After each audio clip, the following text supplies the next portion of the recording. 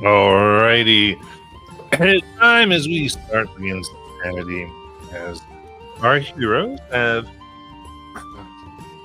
gone and become a little bit of a local crew, going around and finding out what all these various wizards want to do after crash landing on a strange planet that still seems to be forming wild magic, surging everywhere, redoing biology and landscapes and all types of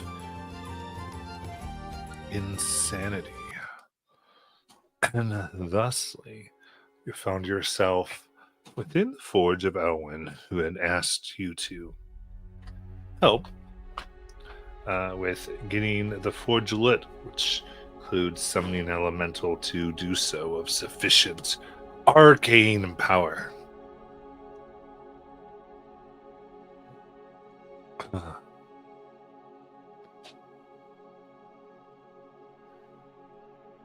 And she says she'll go, all right, well, now I've got everything pretty much ready to go, but I have several things that are going to make this a little better than before. Let's see here. We need to get some runes gone. We need some of the college mages, hopefully, who can assist. We need some regents. Looks like someone can double check the scroll work and the stuff that this here. Does one of you speak real well? I hope so. We need to get the words right. And of course, prayer. Prayer is always good in things like this. So we can do what we can.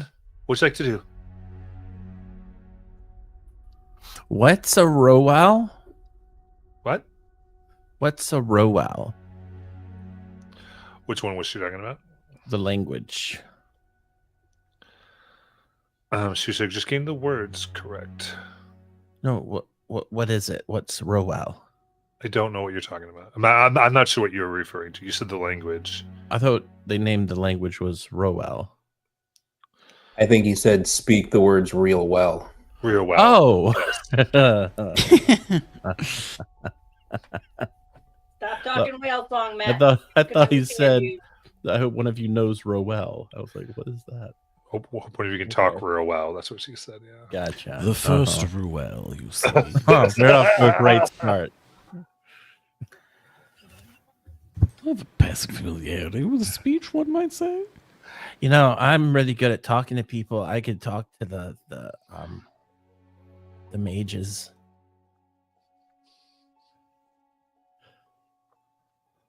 Let's see if they have any supplies they might share. Yes, that's good. You can go out and see if you can find some that can help us to eliminate some of the danger. That sounds good. And looks to the other two of you. So you need someone to talk to this thing once we summon it? We'll get to that. But this is more in preparation, yeah.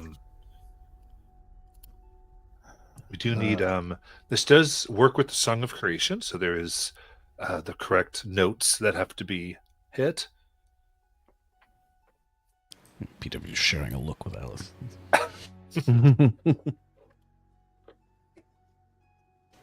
Bing, bong, bing. Plucking my violin. Well, I do know a few notes. If you want to give it a whirl, PW. I'll give it a try. All right, then the last bit, I guess, would be if anybody can work on the runes for the circle, or double check for the accuracy, or work on the regents, or pray real hard. Would comprehend languages help with that? Yes, I could kind of do advantage if you're trying to do what, inspect or write the. Yeah, just whatever. Keeps saying that we have to look over the runes and the text. So I mean, she can turn on her little universal translator and very cool. Use comprehend languages to try to make sure it's all okay. Sounds good. Awesome. So we'll start with Kelly then. If you go out and you tell everybody, what does it look like for you to go out and kind of recruit for this mission where they can be squashed? I will. I will make them all some good berry cookies, and I will go around with Tamagotchi and hopefully sit down with some people and share a little chat about how we need to all come together at this time to help protect our home. And we need the knowledge of the brightest, and that is why I have gathered these specific people who are not chosen at random. Very cool. Go ahead and give me the persuasion check. Okay. This will be fun.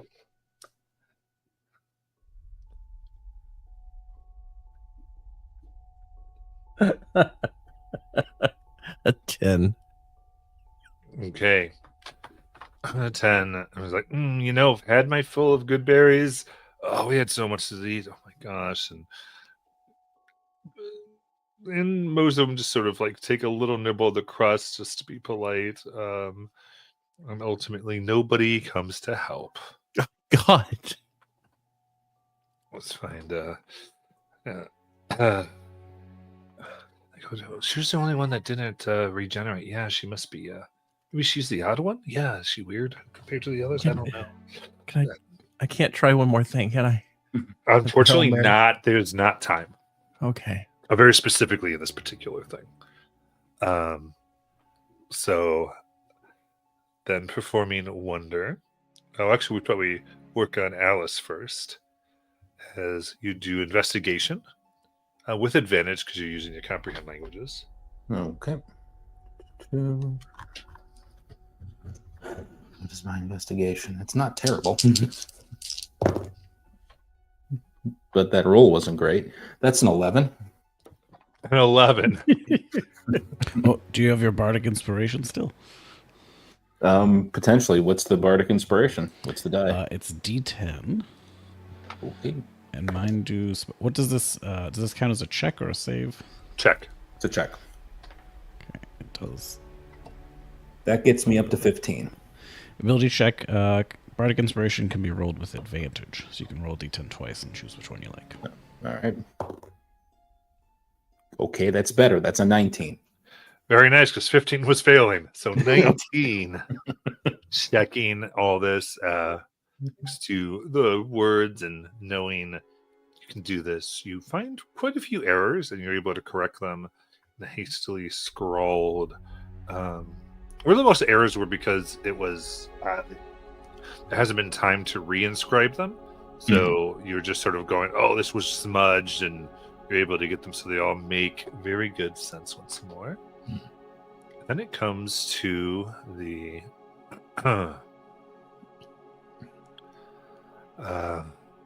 final intonation of the words.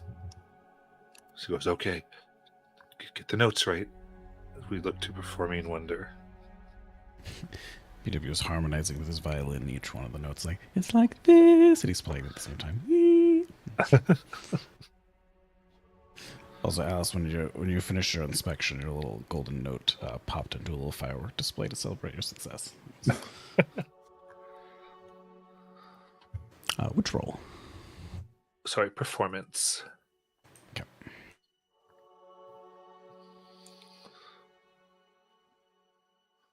I only have a plus 14, so...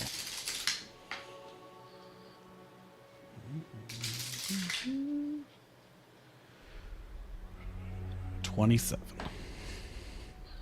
Okay. Unless it needs to be better. Well, that's good. As it happens, and it kind of sets the tone now. Energy rises up.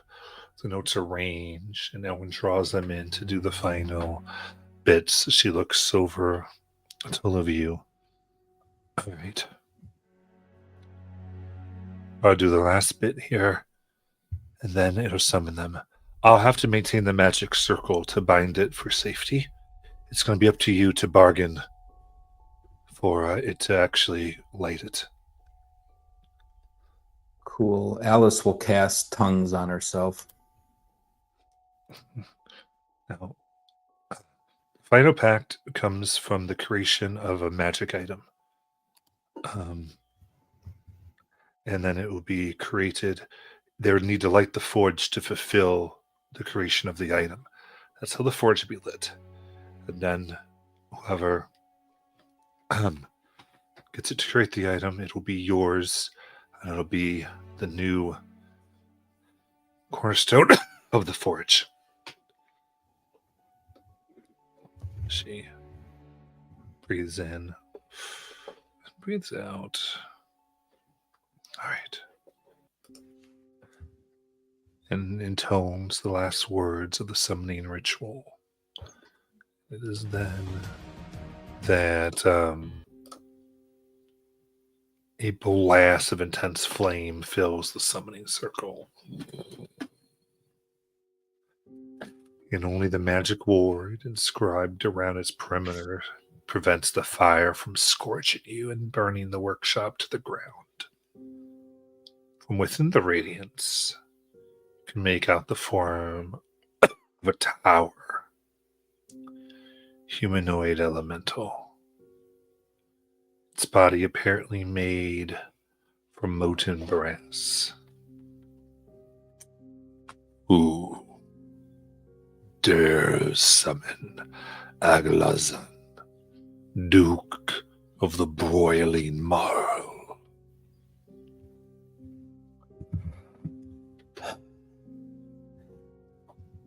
Alice will step forward.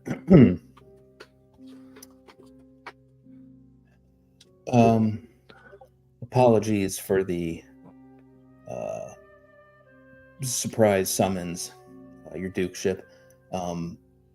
We were hoping we might be able to strike a small deal with you. We have some need of your immense and awe-inspiring power to help us with lighting a forge that we are in great need of.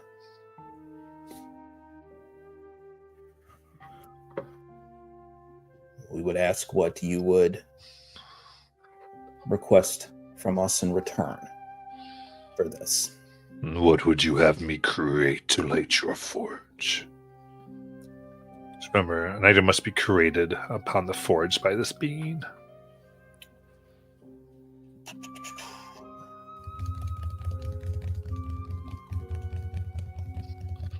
Of what power?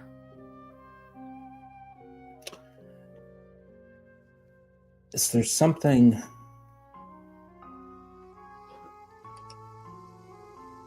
that would allow for protection from a high-level magic?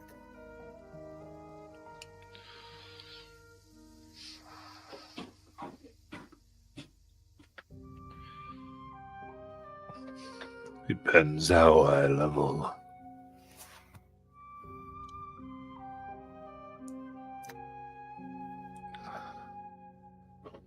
What I'm thinking of is potentially the highest level, but I also understand if that's a little too much to ask in this situation.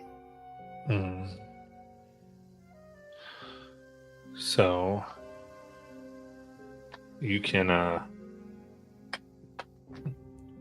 choose the power of the item here, and this will dictate how difficult the next bits are going to be. So that's going to be of common, uncommon, rare, or very rare. Okay. I mean, Alice will quickly defer to Kelly and PW. Do you guys have anything in mind, or you just want me to? Who wants to know what item? Land. It's brand new land. Who knows what types of tools might be successful here? Maybe something to harness the random energies of creation. You know, that rainbow energy we keep seeing. Or maybe he can make a wonderful hat. Who could say? Make it powerful. Ooh, yes, powerful hat. All right. Well, we've never been known to not shoot for the moon, so to speak. So let's go for the high end. And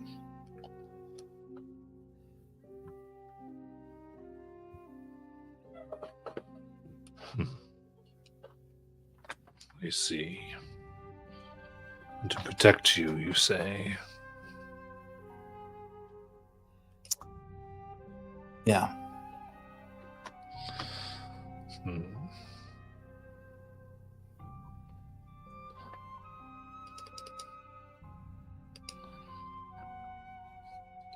Right. Say, do you have it? So you have this idea that what do you feel like this would do? So what she realized as he was asking this is we have a potential issue coming up shortly with this whole who's in charge of the mages. Hmm. And at the moment, there is, by Alice's reckoning, there's not a single member of this group that could actually deal with Tellery. None of us are powerful enough to do so. So she's just had a shot in the dark if there's some item that we could get that would help if it comes to that. Hmm. The problem is that the spells to be wary of are like 9th level, I think. So that's why it's a shot in the dark from her.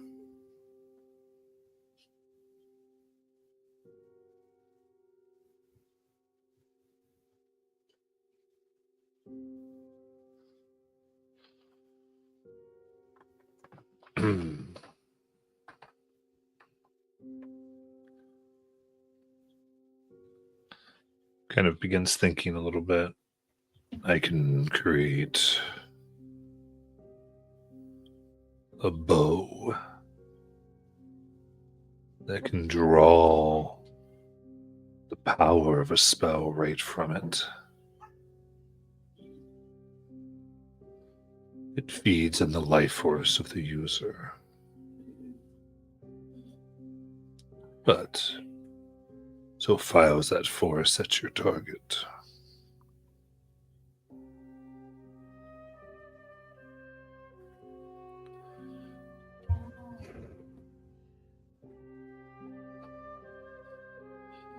That sounds pretty metal. Sure. Hmm. Power at a price is still power. This would be a spell of 5th level or lower it's effective against. Okay.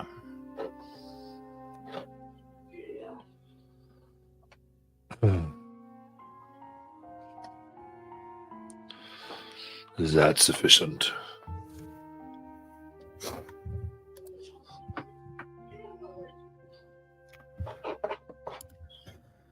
Yeah, let's sure go for that. Not.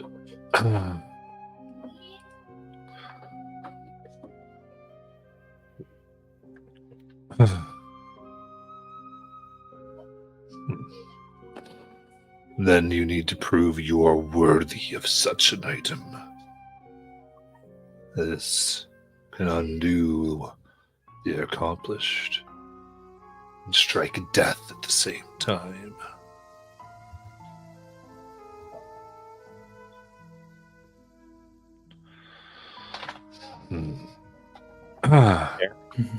What would you have us do?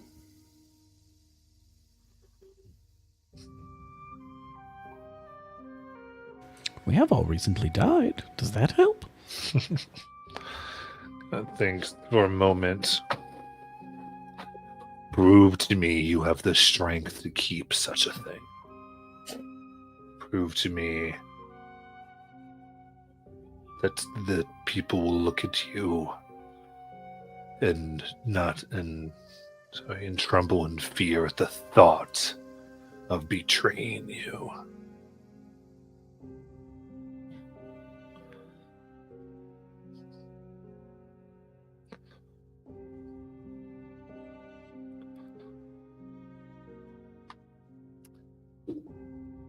Well, I don't know if you see this sash I'm wearing, but these are a lot of my accomplishments.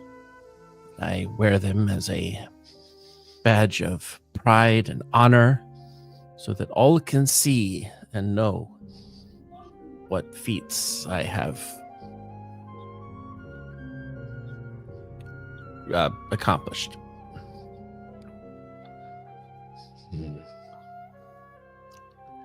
Bear it to strike fear into the hearts of those who would look at you.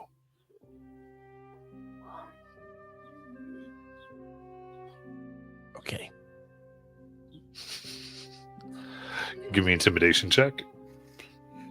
Oh boy.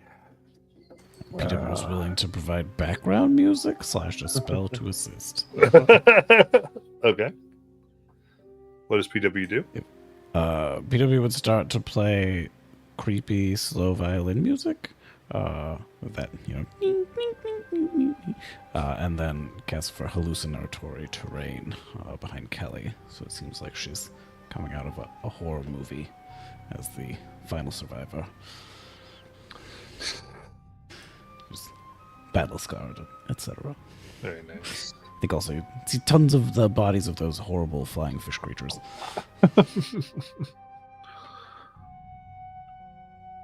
So what spell was that? Hallucinatory terrain. I gotcha. You can have advantage on Kelly. Right. Yeah, it's a 150-foot cube. Oh, jeez. Here we go.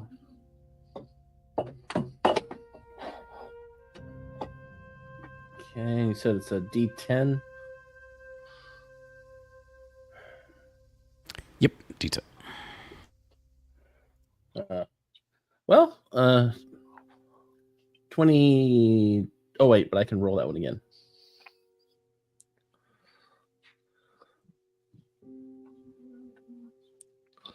Okay. So that's 25. 25.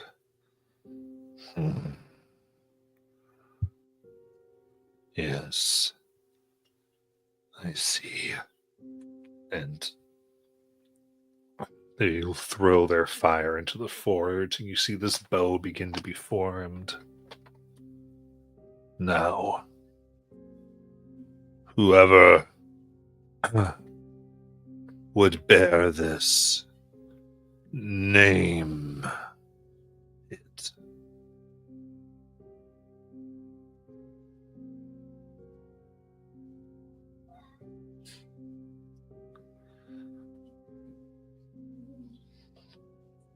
Alice will look at folks. Do any of you all use a bow? I use a crossbow. Only this one, and PW weighs the bow for silent. Is this a long bow or a short bow? It will be whatever you want it to be as long as it is a bow. Okay. I would even allow it to be a bow at this point because you're making the item, like you're asking for this, right? So Okay. I would say whatever form, like we agreed kind of on the bow idea. Yeah. So I think that's what the form we'd keep to. But as long as it fits in, I don't care if it's a whatever you want it. Okay.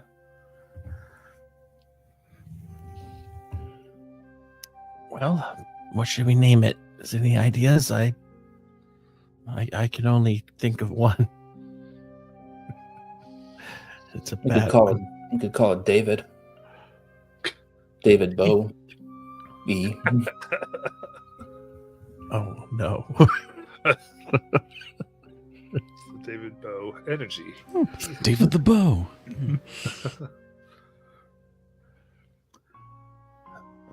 Well, who's going to wield David?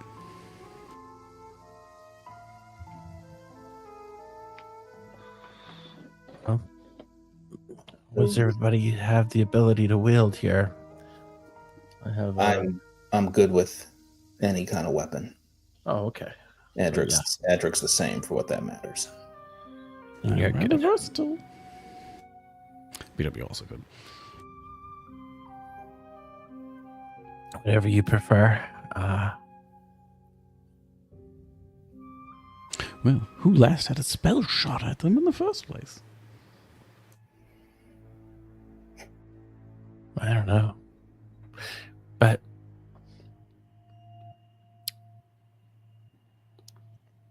Well, here you go, Kelly. Whew. And PW will wave his bow and shoot a tiny magic dagger between your feet. what? Sounds like it's a bow that you might need. No, not if you two have the ability to wield any weapon. Alice will look at Naylan, who has joined us. Oh, someone has woken up. God, you guys are taking forever. Well, Right. if it's not a heavy crossbow, I would suggest Alice takes it. Fine. Oh, yes. Can he smith it into some sort of a belt that you can wear? Above table What Phil is is it that we're- terrible at names, so that's the problem right now. Oh, I can think of a great name for it. We'll call it Merit.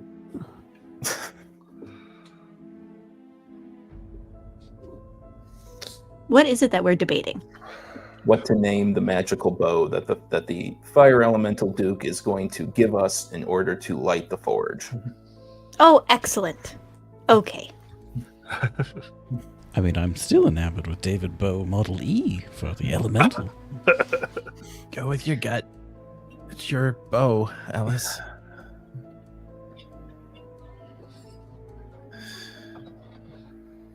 Let's.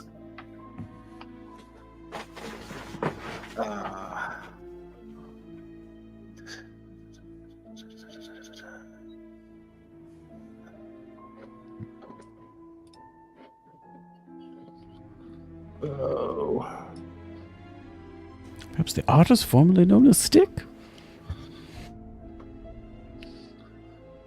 You know what? Let's just be on brand. Call it the Spirit of the Flame. There you go. All right. Spirit of the flame, the fires push to the forge as over the next few hours they create. What's its form? It's going to be a regular bow or?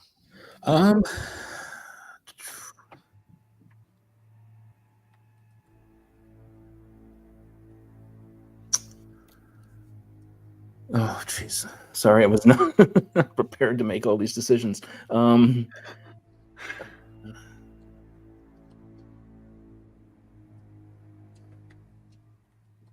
What weapon do you Yeah. use most often? A sword. So let's go for, let's just make it a longbow. Okay.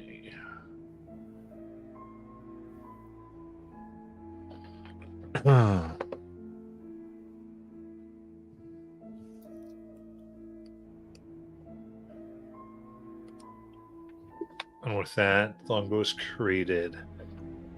That is imbued with fire, and this is a fire elemental duke who has made it. So then you can tell me what kind of crazy, like kind of non-mechanical thing does it do that signifies that it was created by this powerful fire elemental?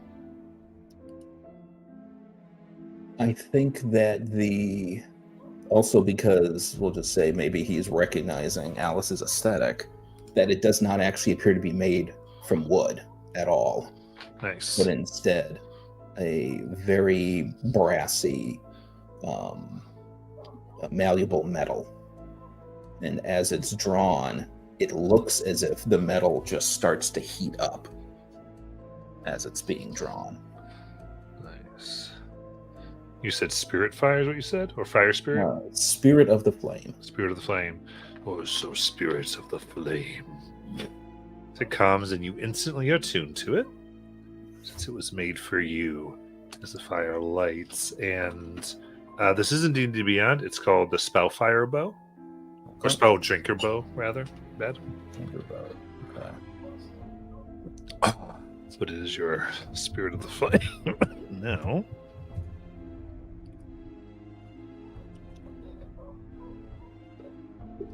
Oh, the spell drinker. Okay. Spell drinker, yes. And with that, they nod and the flames go out. And the forge is lit and churning. Elwyn very excitedly comes over. You did it! Very panting. Yeah, we did. This was a smashing success. Indeed. Huh?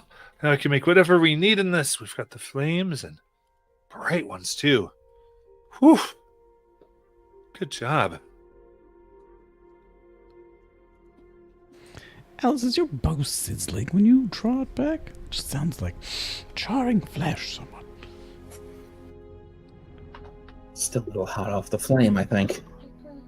Thank you so much. And looks at Nayland. Oh, and you decided to show up. Okay. Very good. Yep. Where were you, Nathan? Told her elementals get up early, but she was like, no big deal. Wouldn't Just- you like to know? And I wink at Kelly. We just came here from the tavern. How did you get lost? Lost. Wandering. Who knows? I have the loudest ice cream truck by me. Does anybody hear it? Nope. I heard a Excellent, little bit. okay. Only faintly now that you mentioned it.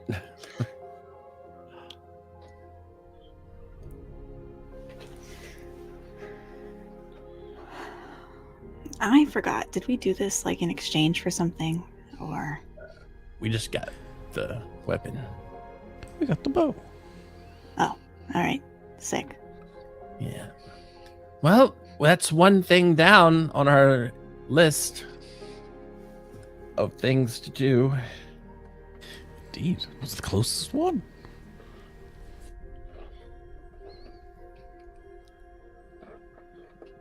I guess we can So, like- start. Oh, what?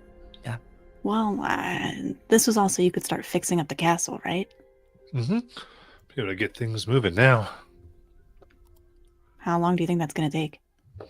Oh, it's hard to say. I'm sure we'll get orders for all types of things. We're be a little bit. Right. A lot will Okay. depend on who's in charge and what priorities they end up setting. That's for sure.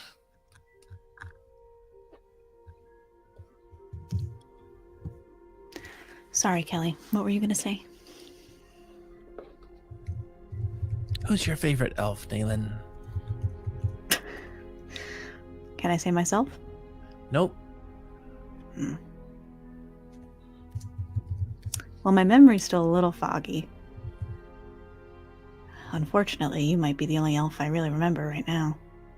Yeah, you have only me.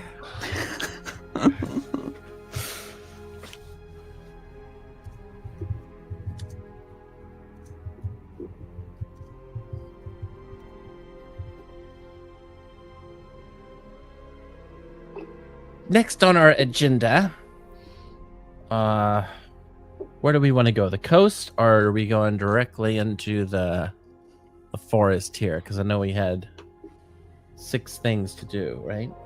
Yeah.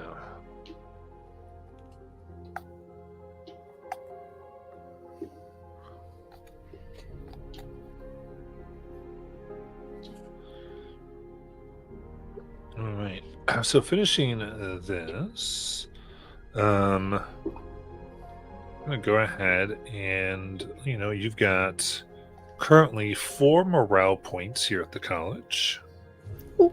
Morale points. Indeed. And what this does is you have a +4 bonus and to interact with any of the college mages at this point to influence them. Well, actually, you have a bonus equal to your current morale score.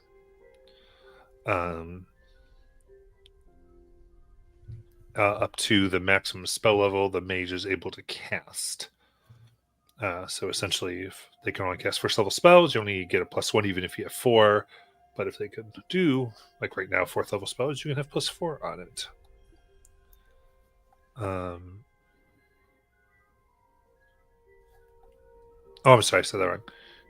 So as long as that's their maximum level of spell, and they also will be able to cast any level spell for you. That's up to your morale. That's cool.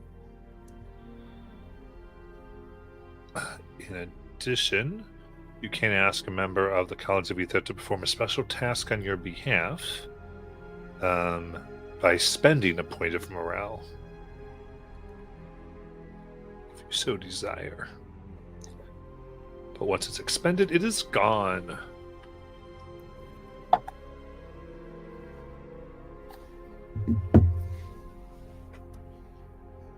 Okay.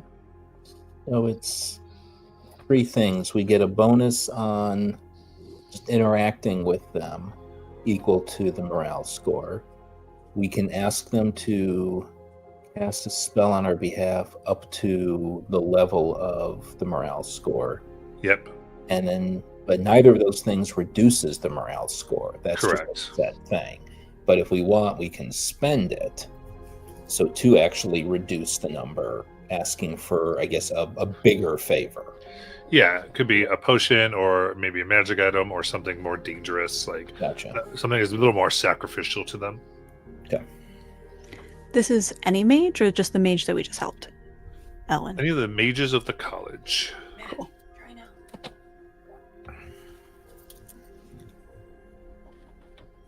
Hmm.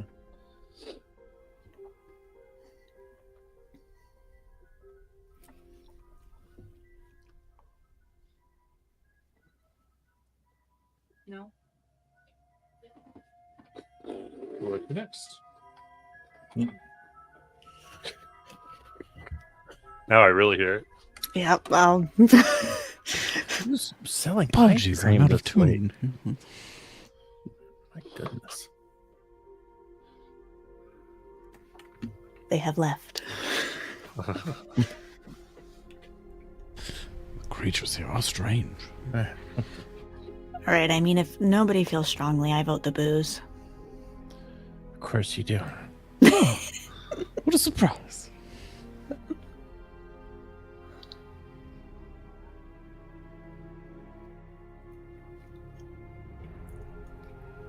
Look, if what we get out of this stuff is morale boosts, what's going to boost morale more than a good drink? Well, I know you won't be enjoying it.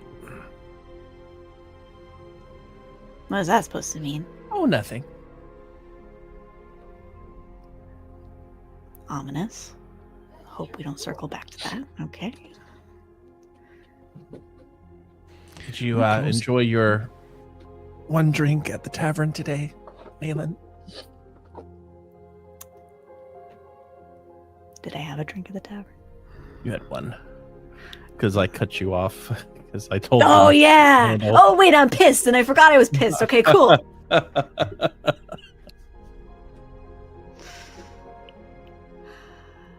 If you want to go tit for tat, Kelly, we can go tit for tat. I don't know what that means. Okay, well.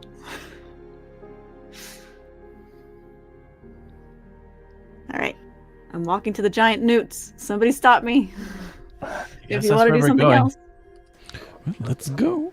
I know Kelly's face seems to be lifting a lot of moods as we walk through town.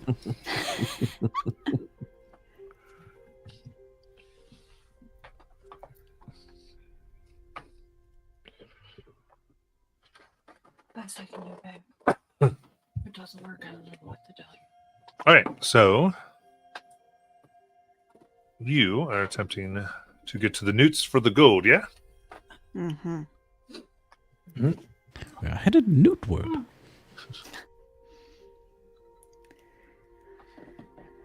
North, east, west, and south.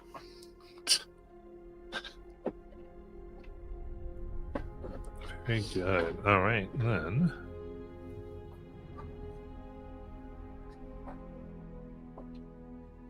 So as a reminder, they said it was highly volatile. Oh yeah.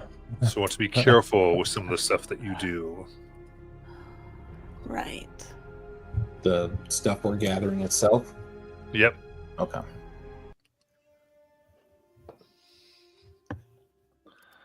All right. So he said, be careful with spells or violent force. You're near it. Okay. Well, thankfully, we rarely use violent force in this group.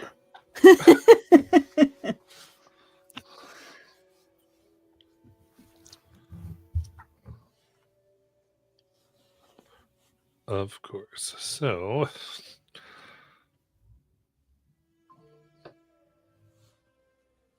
that. Perfect. In your travel, let's see. We'll see what you come upon. Oh dear. Maybe swaps out for his combat violin.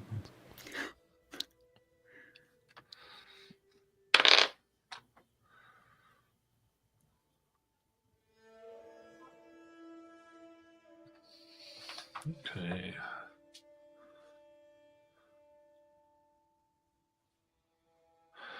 As you are walking, suddenly there's a surge over the area. Floating shapes in the air like watery blown glass move about. And you're surrounded by them.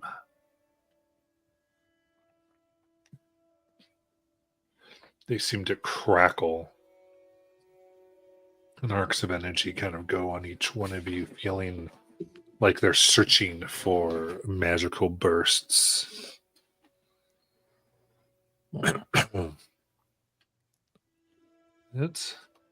the same time, I get a different dice. And you see 9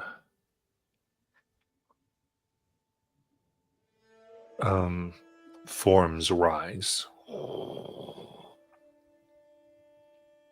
Seem to be mages, but clearly dead for some time as they begin moving towards you, hungry for your life force.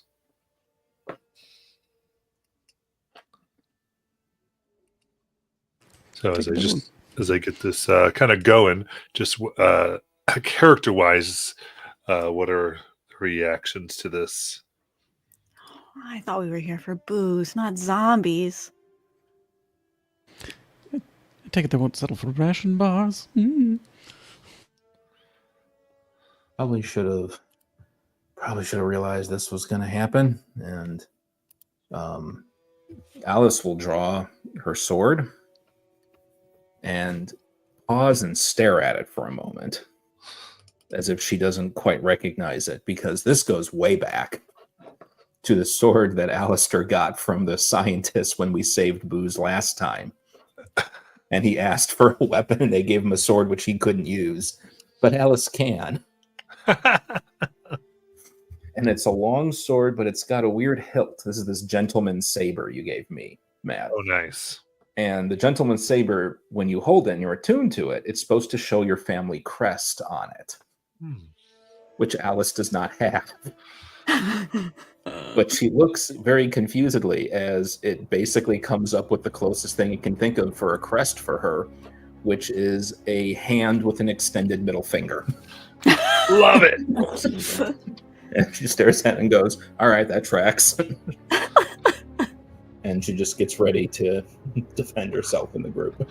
It's awesome. You said it, and everyone wrote it at the same time. Yeah. Yeah. Everyone can roll initiative. Oh, here. She is, in fact, so confused that she rolled a pitiful initiative. She got so distracted. All right, looking good. So, Naylin, you get to go first. Oh boy. These are our mages, it seems, or dead for some time means even before we crash landed. No, they seem to be the ones that crashed. Maybe fell out Okay. of the sky when pieces. Because you realize there's like several islands of the college, and many of the islands just crashed before you even got there. So there's quite a few dead. Okay. And there are still these things circling above us that look like glass, water. Indeed. Yeah. Floating globules of glass. Are those alive? Or just seem like sensors? They don't seem to be alive now. Okay, got it. And see, none of you are too arcane, so never mind. Okay. Ugh. All right, how do we handle this? If these are corpses of our friends, do we, like, try to save them or something? Or can we blow them up? Alice will look at Nayland incredulously. Friends, do you know any of these? Fair point. I shoot him with my rifle spear. Yeah. Whoa. Let's see. Can I get as many as I can in a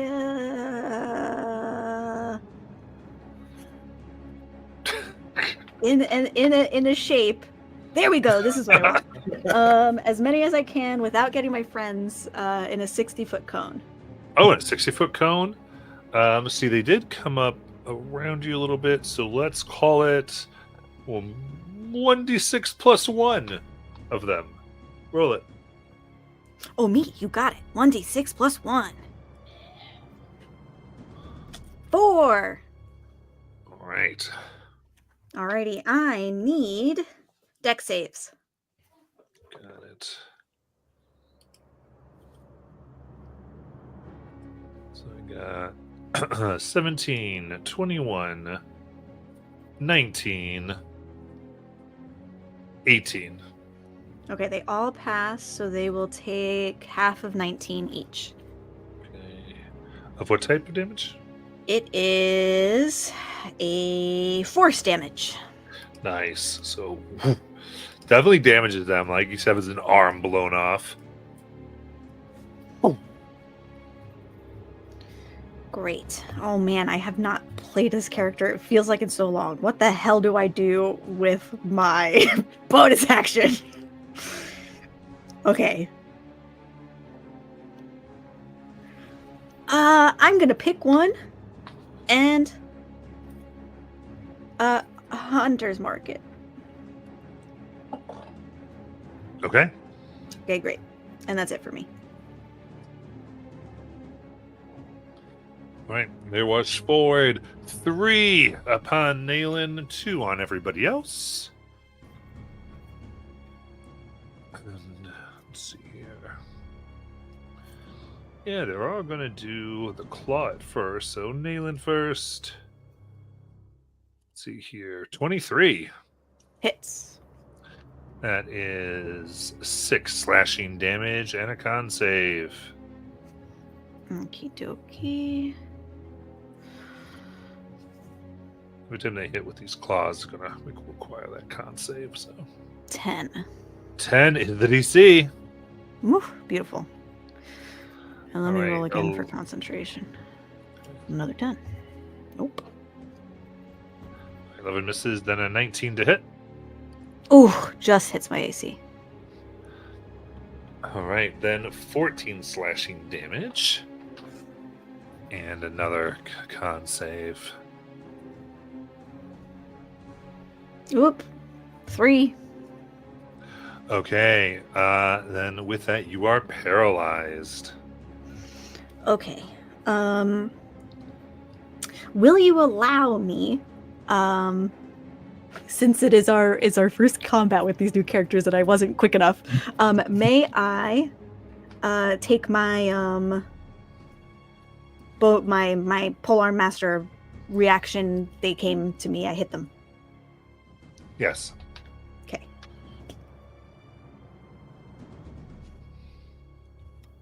Okay, great. They put that, and because of my subclass, I hit them twice. Nice. 13 to hit. 13 hits. That is 10 piercing. Nice. paralyzed. Second one, 18 to hit Hits. for 9 piercing. Very good. Okay, All now right. I'm paralyzed. Yes. You're paralyzed. And we'll go to the next two that are going to go ahead and put them on. Well, we'll go Kelly's. Claw. 22 to hit. Yep. That is 7 slashing, and I need the save of Con. 16 Very good. And a 21 to hit. hits. That is 12 slashing damage on a con save. 5. You are paralyzed! All right, and then we'll go to PW. Is it my turn to be assaulted, or is it my turn? Turn to be assaulted. 13 and 11 to hit. Swish, swish, they move to either side. So dodge out of the way. Nice. And going after Alice Knight, a 14 and a 10. Both fail. It is. Okay. Performing Wonder, it is your turn. Well, this just seems unfair. And PW is going to clap his hands together, and from thin air appears a 10-foot by 10-foot space occupying upright base. As I use my power of creation, because weirdly, my bard has the Song of Creation also, so I am in tune creating of things. So he summons a large size upright base. Okay. Right next to him. It's currently just an inanimate object. Gotcha. But Okay, so both of you used magic. So when you did so, you see these twisting lines of energy and glass, like watery, strange glass, blow over you and surge. So this would be the NPW because she did Hunter's Mark. I need strength saves.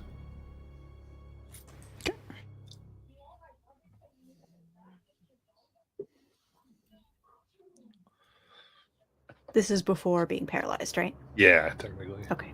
16. Oh, that is a 7. Okay, so Nayland, you had held your ground. PW, you're knocked 20 feet back. Whing. I also knocked. Would that happen before I was assaulted or after? This is when you cast the spell. This is just now. Ah, gotcha. So I summoned a cello, or summoned an upright bass, and then bam, I was shot 20 feet off to the side. Yep.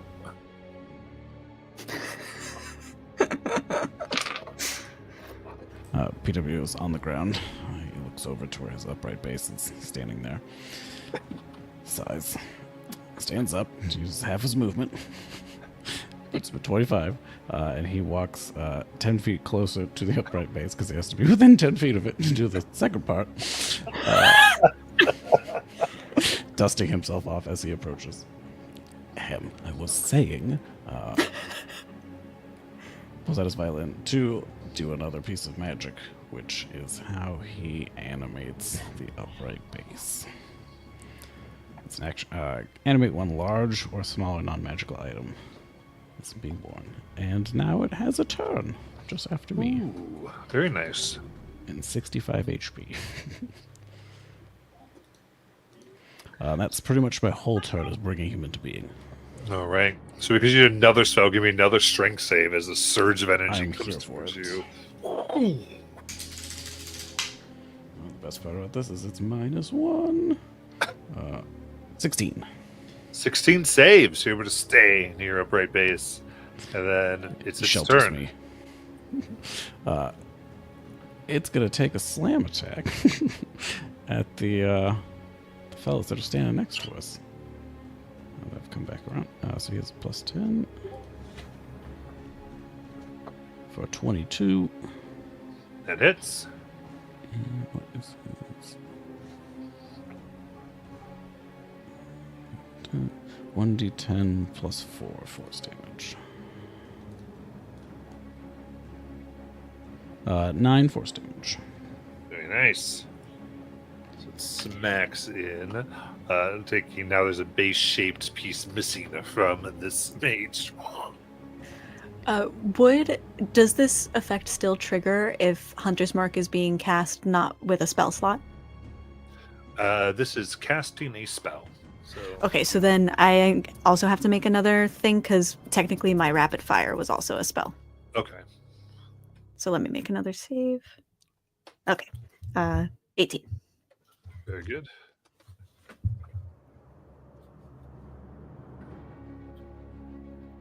All right. Anything else for the upright base? I was double checking to see if it had 2 attacks or not. I don't. It does not say. It just says dancing item. Then Alice Knight.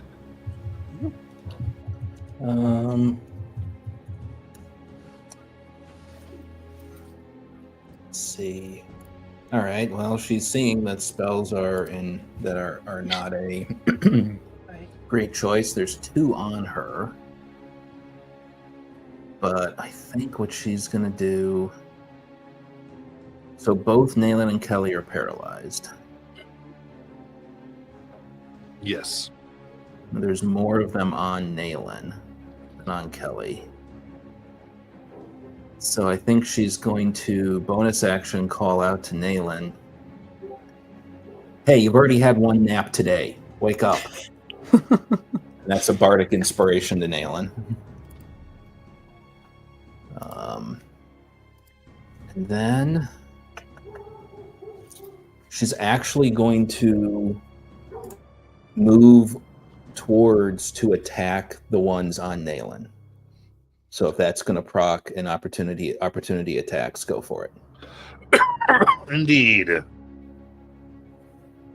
2 of them, a natty 1 and a 9. Both miss. That's what she was banking on. And so she'll go up behind one of the ones that, like the one that has its arm off, one of the ones that Nayland obviously hit and damaged already. And she's going to hold off on spells. So she's just going to take her, she's going to take her 2 attacks. Nice. So we get this up here. Oh, that's nice. That's 10. And because I don't get advantage because Nayland's paralyzed, right? Correct. Yeah. Okay. That is a 17 and a 16 to hit. Those both hit. Nice. Okay, so that is a grand total of 25 slashing damage. 25. How do you want to kill it? Oh, yeah, I think that Alice just comes back around it, hacks the other arm off, and then just slices through to decapitate it. Nice. And Head then- clean off. Yep. The mage falls.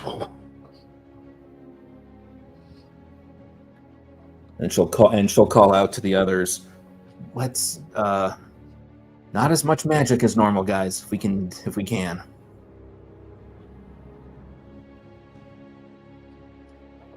All I right. refuse. I'll go to Kelly.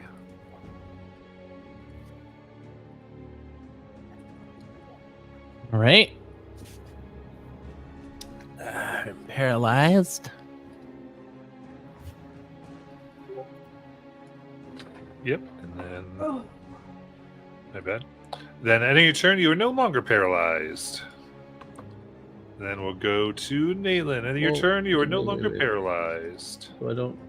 I'm Hold on. paralyzed. Hold on. Okay. Holy shit. If I am incapacitated, yeah, the beast acts on its own. So, Tamagotchi acts on his own. Okay. If I was incapacitated, All right. Go. I mean, do I control Tamagotchi or? You determine what it does. Yeah. All right. So they will. How far away are they from the enemy here? That's on. Or so Kelly? they're probably next to you, so they're right there. All right. So they will take an attack.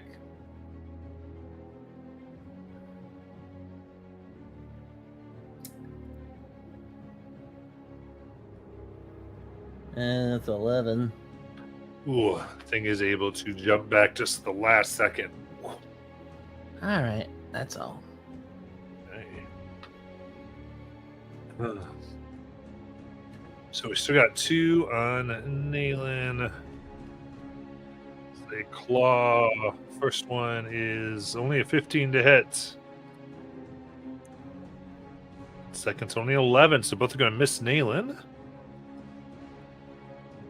And then we go to the 2 on Kelly for a dirty 20. That hits. Con save. This sucks. It's a net 20. Nice. Then that is a 10 slashing Woohoo! damage. And then a 16 to hit. Miss. Very good. Then I've got the ones over on PW that move around the upright base.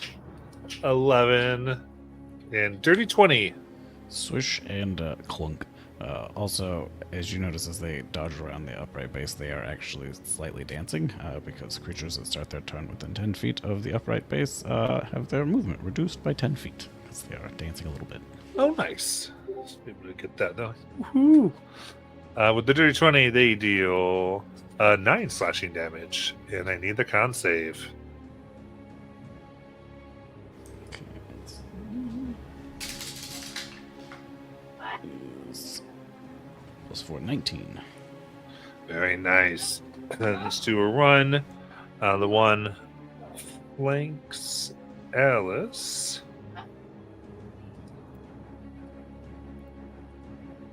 And that is an 18 to hit Alice. Force field goes up.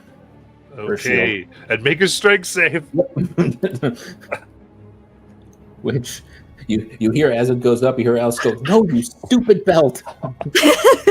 Yeah, Lopez does it. 'Cause it's danger. She absolutely fails with her own -1 for a 5.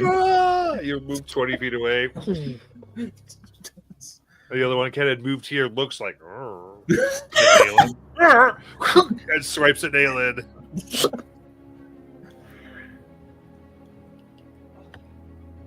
For see this 23 to hit. Oh shit. Well, I try to do the same thing. I pick up my spear and spin it really fast to try and shield them. Was this casting it? Yeah. So I'm casting shield. Nice. I think that strength is the thing that's rush over to you.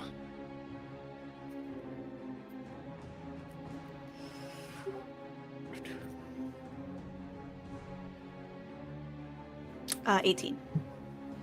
We're good to go. Nice. It bounces off the field here. All right. In case performing wonder. So I'm now next to 2. Yes. Whichever one looks worse off, I will wave my hand and my bow for a violin turns into a rapier instead. I will reach forward to stab with it. For a 12. You go right on, and as it goes through, you realize that you're just going through a hole that was already in its stomach. Like, no, that should have been a hit. Also right up next to it. It's gross. I am going to... Actually, I will dance back and move out of melee range with it, taking the attack of opportunity because I have speedy as a feat, which worked out well with the accelerate, so it gives disadvantage on attacks of opportunity against me. Okay, So dance it too fast. 2 of them. So we go 7 And 6. Great. As I move away from them, I also use the martial adept thing we got from the tactical training center to use the superiority die skill I picked, which was riposte. So when you miss, I get to attack. Nice. I throw another one out for a natural 20. Nice. Right back as they go to swipe. For 5. 5 piercing damage. Yeah, because that accelerate doesn't add anything. So Gotcha. Upright base. upright base follows up with its attack, which is a better chance to hit than mine, with a 22 and a 1d10 plus 4. 8 force damage. On the one I just hit, at least. Yeah. Is bloodied. And that's it. We'll go to Alice Knight. She gets up, dusts herself off. Son of a... And she'll start heading back, but bonus action, she's going to call out to Kelly. Kelly, Naylan already broke out of her paralysis. What the heck's taking you so long? And that's a bardic inspiration to Kelly. She's not paralyzed. Oh. Mocked for no reason. That was was Bardic Just mock. laying there. Proctoration. It's even more of a reason to mock her. Oh my Just- Bardic. I think she says it because that's what she thinks of what Kelly's done so far. This There you Alice go. being mean. Yeah. Because it's motivating to Kelly. She's caught this on. It's motivating to Kelly when people are mean to her. Love people. Yeah. It's like a negative reinforcement. I love it. Anything else? Yeah, that's her bonus action. So for her action, she's like, well, heck, this is still going to be, all it does is keep me away from them, fine. So she's going to do her multi-attack, but Valor Bard means she can cast a cantrip as one of those attacks, and she's going to go ahead and cast her Eldritch Blast 3 times. Nice.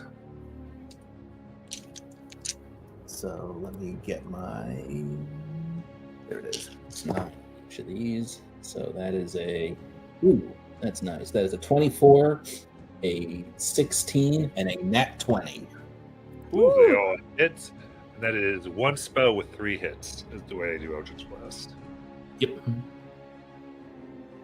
So that will be. I was with the GM that was like, no, it's all casting a spell because you roll every time. It's honestly, Alice would take it. She made that gamble. All right, so let's go that damage. That is that is 26 force damage. Oh, very good. How do you want to kill it? Yeah, it just sort of bursts through. The 3 blasts just burst through one of their chests. I love it. And As then it falls, you see one of the big globules rushing towards you. Strength save. yep. A 10? You're knocked off your butt. 20 feet away. And I'm assuming that I am not close enough to get near anyone for an actual second melee attack. You're just 20 feet, so stand up. That's half, so you'd have 15. It's Yeah, fine. you The answer is can no. get to one. I can get to one? All right, I'll get to one. And Actually, just get to the ones by a PW. Cool. Get to one of those. And that is a 23 to hit Getting the one by the upright base. Hits. for 13 magical slashing damage. How do you want to kill it? Okay. It's just, see Alice bumps and bruises as she keeps getting thrown around, just grumbling mad, and just goes up and just puts her sword through the back of the thing's neck. Alice comes out. There's just Queen in the background. Ah! It just going out, You're just not gonna sing it? this planet. And then we'll go to Kelly. All right. What's close to Kelly? Sorry, what again? What's close to Kelly? I mean, there's the No. undead. No. Yeah. Are there What? two? Yeah. The ones that have been hitting you. Oh, they are there. Okay. Okay, I will shoot with my crossbow at one of them. All right.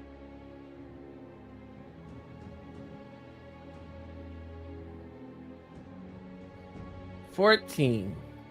That hits. Oh. It's 15 piercing, and I blast them back 10 feet. Nice. Alright, now I gotta shoot the other one here. So I'm gonna shoot him.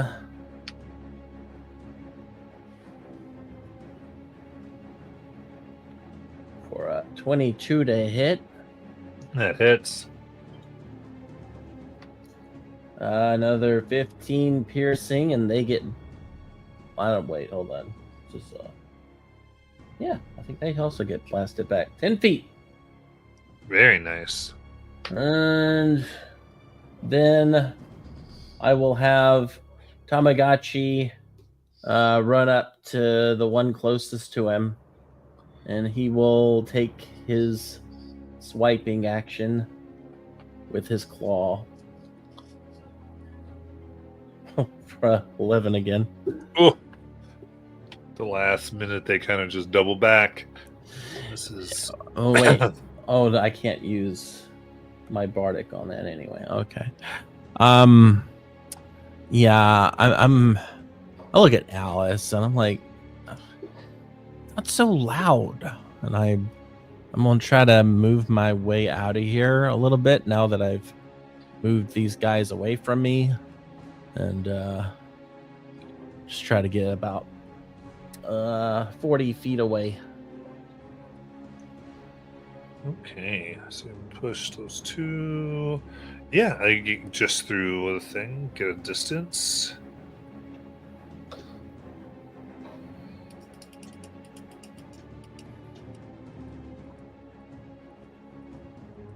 And we'll go back up to Naylan. All right, I flip my spear around and I'll start stabbing at the ones that are closest to me. I'll start with the one that looks the most hurt. Let's go. First stab is for a 13 to hit. That hits.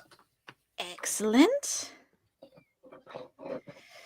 That is 9. Oh, I should have Hunter's Mark first. Okay, not this time. 9 magical piercing plus 1 fire. Very I nice. hit them again for a 17 to hit. That hits. For 7 piercing Nice. and 2 fire. Very nice. And then I flip the back of my spear around and bonk him with the other side Very good. for a 19 to hit. That hits. 8 bludgeoning. How do you want to kill it? Oh, excellent. I clap it on the knee so the knee cracks the way it's not supposed to bend. And as it falls, it goes up in flames and just flops over.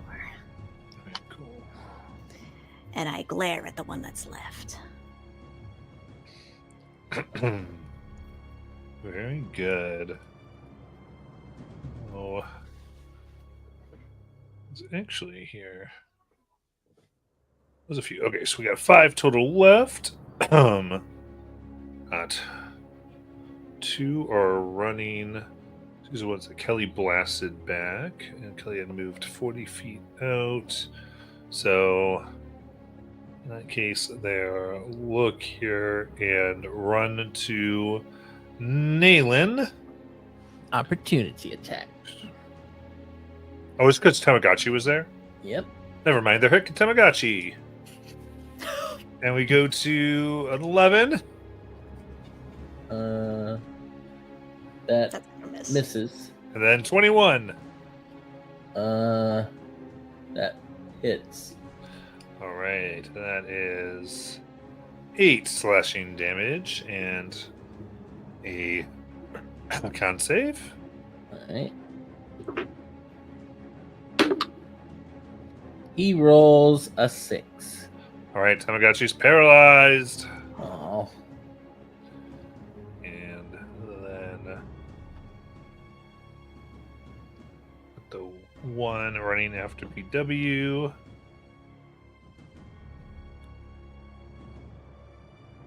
For 23 to hit. Oh, did it leave the opportunity attack radius of the upright base? Oh, sorry, upright base. I'm sorry. So it goes against the upright base, 23 to hit. Okay. Yep, that totally hits. Okay, 13 slashing damage. Clunk. Strips pieces of the wooden varnish out. Yeah, I think it does still count as a construct, right? That's a good question. Such as animated. Uses the dancing item stat block. Okay, so that would be a construct, I believe, right? Or you'd have it. So that's a stat block they probably give you. Is that construct? That's yeah, large or smaller construct. Perfect. Then it does do a con save. Okay, and there's upright base gets a 21. All right, very good. You can see the strings stop for a moment and then resume. Yeah, winging. That's good to go. And then we've got the two that had run to B by Alice. Alice got blasted 20 feet away, so now they're on Nayland. When they come to me, I hit the first one. Right. Go for it. They both miss. Oof. 11 for my first swing. Nope, that misses. Dirty 20 for the second one. Strikes. Oof. 6 magical piercing. Okay, coming in through the neck. Then we'll go to Performing Wonder. So now they are not near me. They are still around the upright base, yes? Correct.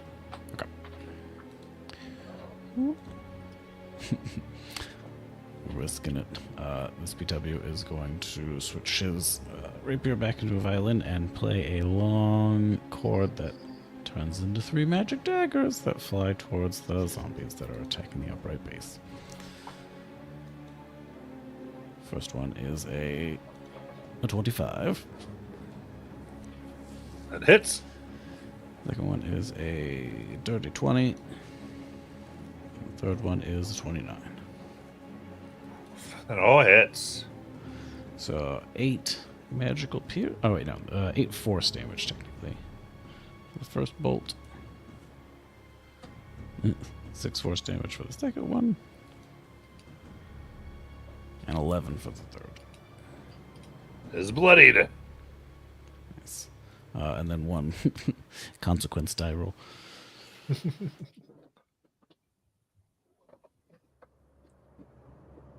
What was the consequence, Tyro? Oh, because that's a cantrip. Okay. Oh yes, as they fly towards you. Is it? It's con or is it strength? Strength save. Strength. Great.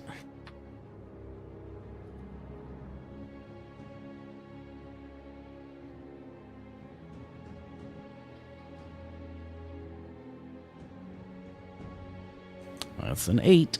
Oh, you're blasted into the water. Whew. Tumble head over. How deep is it? About 3 feet. PW remains below the surface. Very good. Upright base. Upright base is going to rotate around and then turn sideways and smack right into one of the zombies that's nearby. For a natural 20. Nice. So it's 2d10 plus 4. 15 force damage. How do you want to kill it? As it swings sideways like a full-on baseball, two-handed sideways, the upright base just obliterates the zombie. It turns into goo. Nice. You can see in a brief moment as the blood drips off the side of it that it's vibrating as it plays.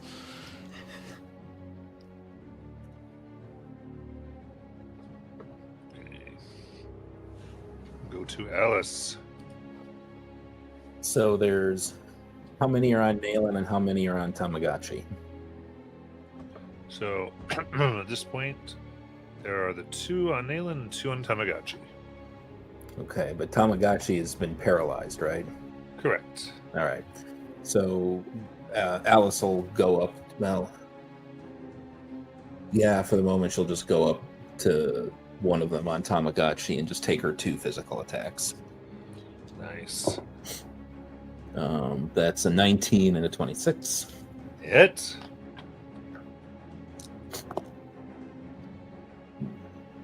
.26 magical slashing damage. Ooh. How do you want to kill it?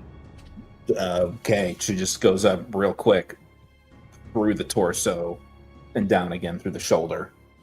Nice. And don't think she's going to do anything. She's going to stay here actually to try to draw the next attack to her instead of on to paralyzed Tamagotchi. You got it. We'll go to Kelly. All right. Kelly will shoot at the one on Tamagotchi. Nice.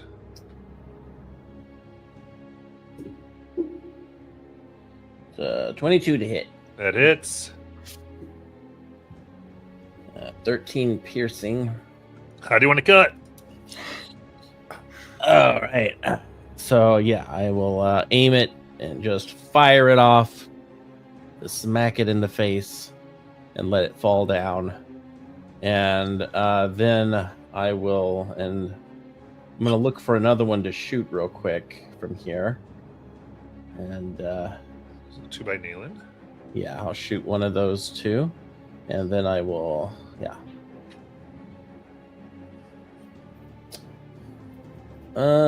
16. That hits. Another 13 piercing. And then I will head up 40 feet to Tamagotchi. And go ahead and use my spell. Okay. I'm going to. So you know that it's going to be. It goes away at the end of the turn. Oh, his thing goes away. So you can do it, and then they'd have a turn if you want. But paralyzed would go away. No, he wouldn't have a turn because I'd have to use my bonus action to do the spell, so it wouldn't matter. So instead, I will just kind of. I think I've got another bonus here. Except for Hunter Smart. All right. Yeah, I will. I will use a recover vitality. Yeah, I'll use a recover vitality to try and increase some. Wait, is that a action? No, it's a bonus action. Good. Okay. All right. Yeah, I'll use one of those. Okay. Is that a spell or a different thing? It's a feature. Okay, probably pretty good then. Oh, one. Nalen. Kelly, I had it! As she stabs the one that's left. For a 21 to hit. That hits. There's 2 left. But yes. Wah! Oh, I thought Kelly killed that one. 15 piercing! Everybody blaming Kelly today. Plus 3 fire. All right. How do you want to kill it? Oh, same thing. It lights on fire and falls over. And then I turn to the one that's left. 28 to hit. All right. That hits. For 8 piercing and 4 fire. Nice. And then I whack it with the back of my spear. 23 to hit. That hits. For 8 bludgeoning. All right. Looks bad. Anything else? Oh, Thought you had it. I do! That's it. I yell. All right. It misses, and performing wonder. It's your turn. Bubbles reach the surface of the water, and I'm still below. PW stands upright out of the water. Stands all the way up. I can see one left now, and that's it. Yes. Let's see. How far away is it from where I was thrown?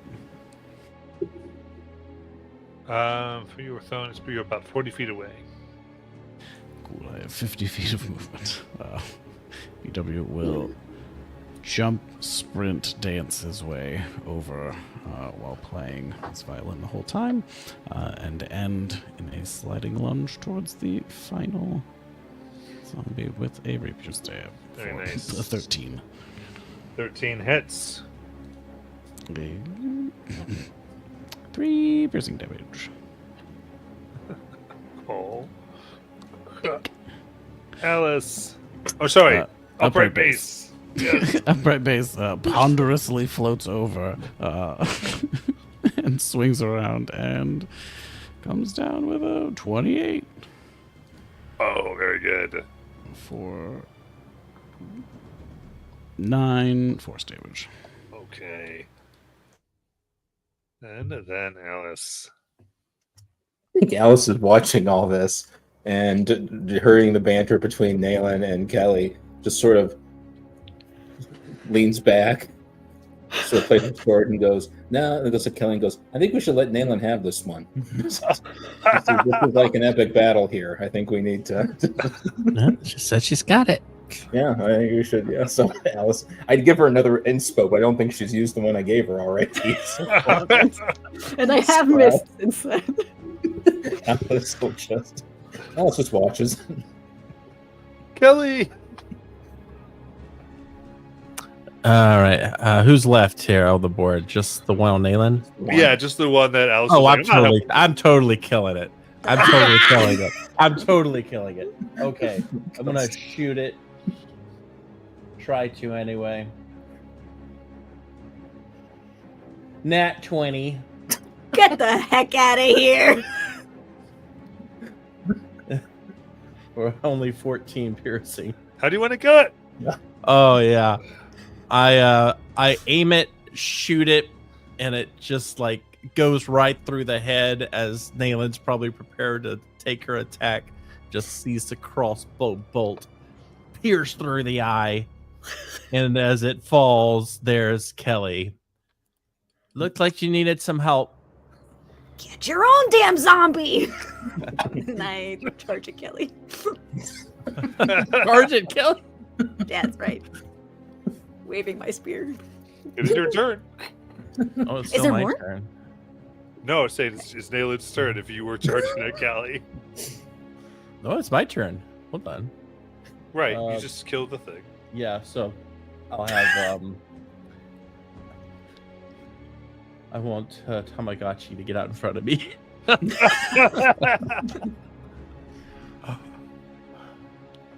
That's my turn. I had total faith in you, Nayland.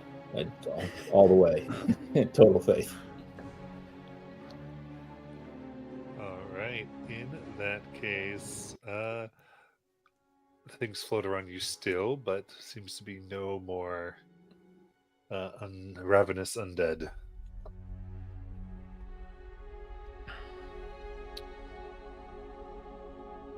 Well, did any of them have anything? Maybe a name tag, or one of those distinctive chancellery hats?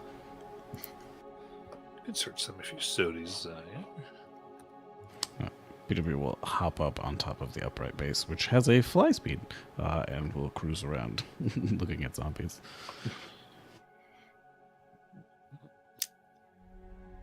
Okay, cool. So, looking around, then.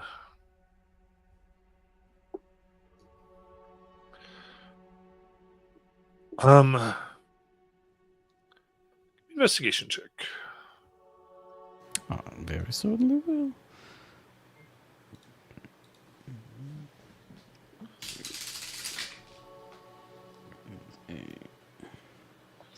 For a dirty 20. PWs, you kind of search, you can see the signs of a manipulation of the song of creation here upon these. They fall in. This isn't the natural things of the area. This place isn't creating undead. They were obviously created by a powerful magic user. You can see signs of necromancy upon them. Someone's using that foul recycling magic again.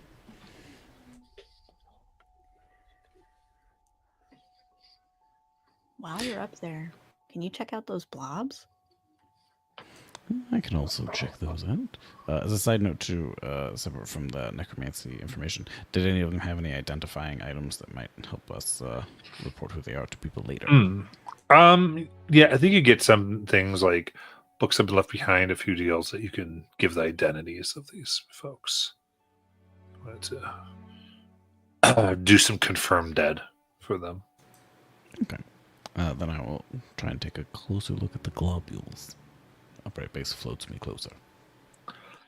Yeah, same thing looking at these.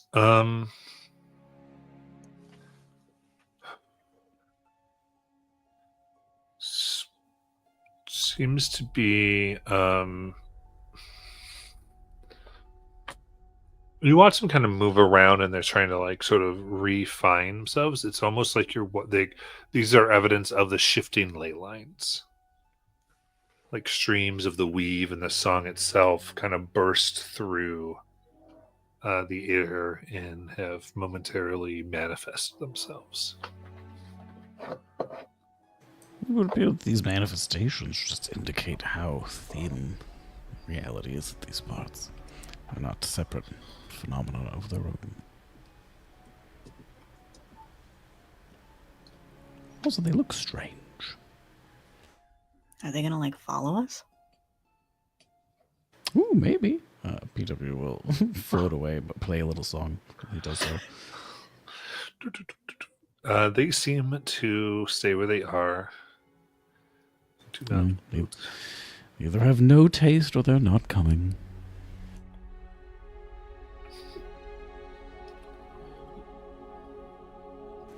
PW will float back down.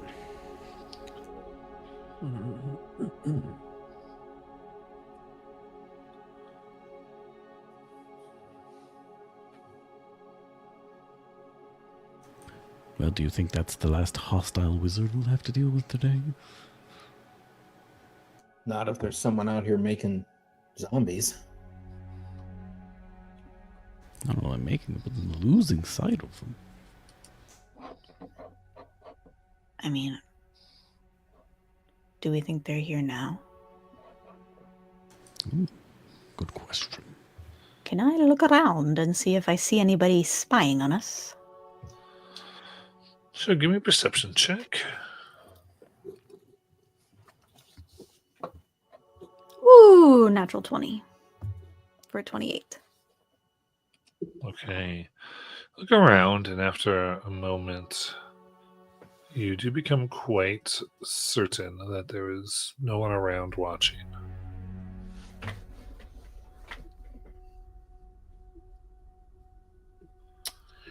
PW, can you get me up there? Oh, of course, just hop on down. PW will slide up to you on the base. All right.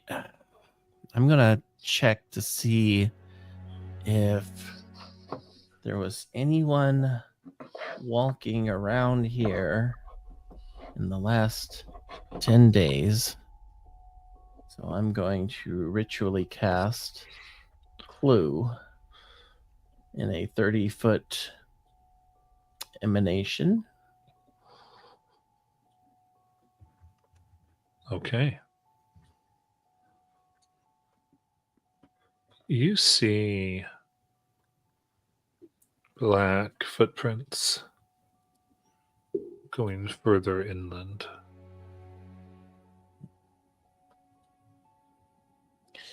Well, looks like they went that way. Whoever this was. And the size of these footprints, how would I compare them to my own? Tinier. Hmm. It's kind of odd. As if along where like the bones of the foot would be, there's incredible pressure, but no pressure otherwise. So they were wearing high heels? You don't think they're high heels? No.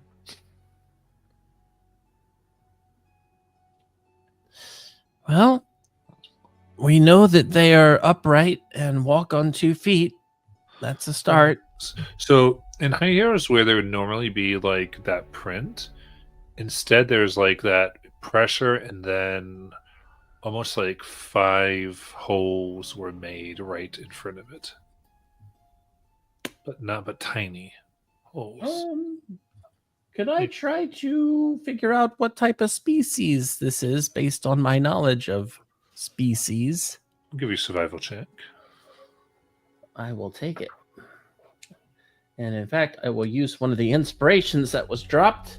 And if I still have it, I might use my bardic, but I don't think I still have it. It's a 29 without the bardic. Do I still have the bardic? If it hasn't been an hour. Yes, you should have it. Yeah. All right. So it's the 30.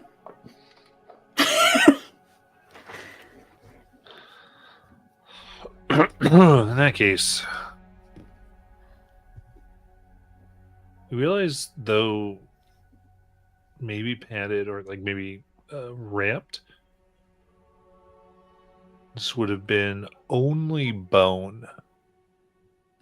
There's no flesh or muscle of any type on the feet.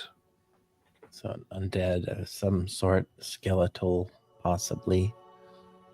Okay. I will mention this as well.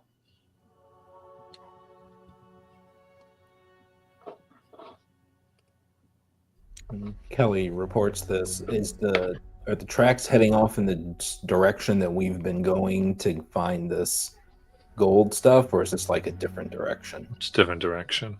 Okay. You think it's just something else entirely? I mean, it seems that way. So the question is just, do we stick to our current goal, or do we think this is worth it investigating?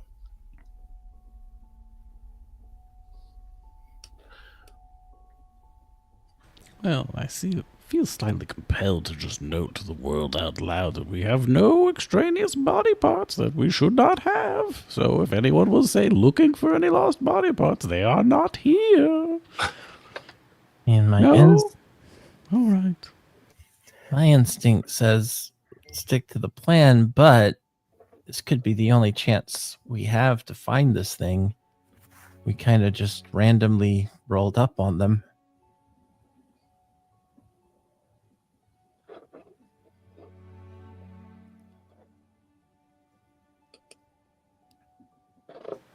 Well, but if they're under control, surely they could have greeted us or said something other than.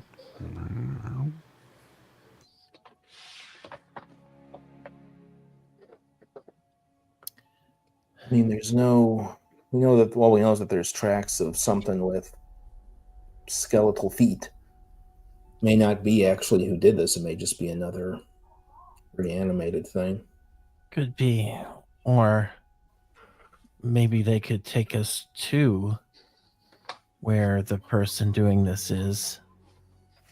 If it's not them, maybe it's the scout. And if they're going after dead people, that's going to pose a problem for us eventually. Is that because we make so many, or? Well, yeah, I mean, we got a lot of dead people at the camp.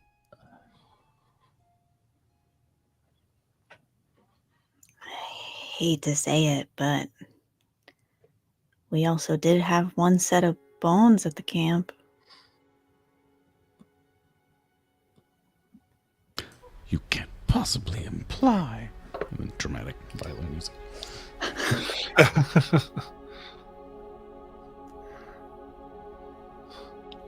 Oh, He was only animated for Kelly for 24 hours. hey, yeah, that's no. Whoa, whoa, whoa. If you're mentioning bones, no. No. This isn't A bones. good Is this scout bones? This isn't bones. considers all possibilities, don't you think, Kelly? Well, Bones would never do that. You only knew Bones for 24 hours. Did you really know him? Well, he was the friendliest person I've met.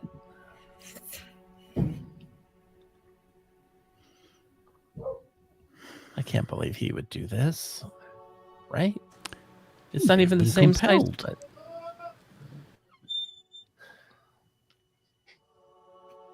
Well, then we have to find him and save him. Now, it's nailing a look and should have just sends the message. This is all your fault. They have to follow this stupid skeleton difference. Don't we have Mr. Bones? Or did we leave him somewhere? Well, I mean, I know Nayland and I would be in favor of hunting him down. What about the other two of you?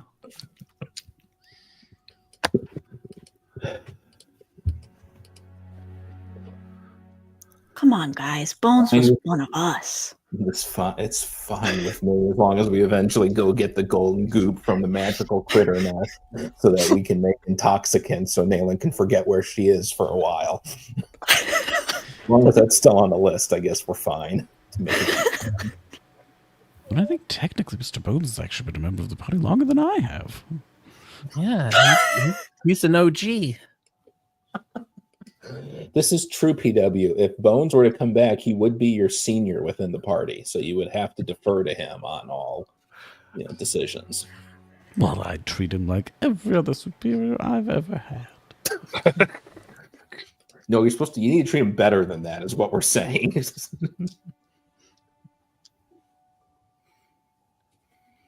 Kelly is genuinely worried now. All right, Kelly, show us which way it went.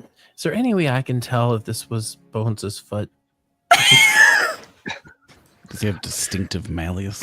I don't think there is. I mean, you didn't pay that much attention. All right. Okay. Above table, don't we literally have his bones? Well, I suppose we did, but if they're gone, they might be gone. Someone might have grave robbed. I do not recall what if anything we actually did with the bones. If You buried they them. were buried. Yeah, or- Kelly had like a funeral. Yeah. Yeah, I thought we buried You might have buried them.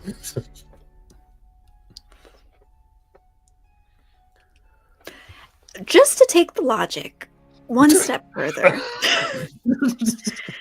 we do know of an entity on this island that made bones. I mean, if it's not Bones, there's a good chance it's that guy. So But the devil that you all, and then Alice pauses, looks around, and goes, "No, actually, it was only Kelly here who made the deal with this particular devil.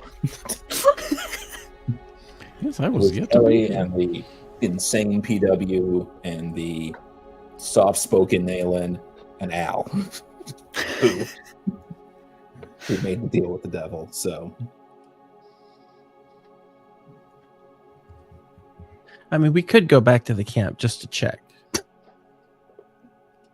no, I would prefer if we're that worried about it, then we should follow the footprints, and if nothing else, see if we can figure out who's animating dead mages, because that is potentially a problem, regardless of whether those footprints are bones or something else. Plus, that can be our second place to check. Well, I mean, and also, I don't know, some of you guys who are better at magic than me, was this just sort of like a proximity trigger, or was it pointed? Did somebody send them after us? Maybe they were guarding something. Could I tell during my inspection of them if they appeared to have been directed dead or autonomous? I think they're kind of.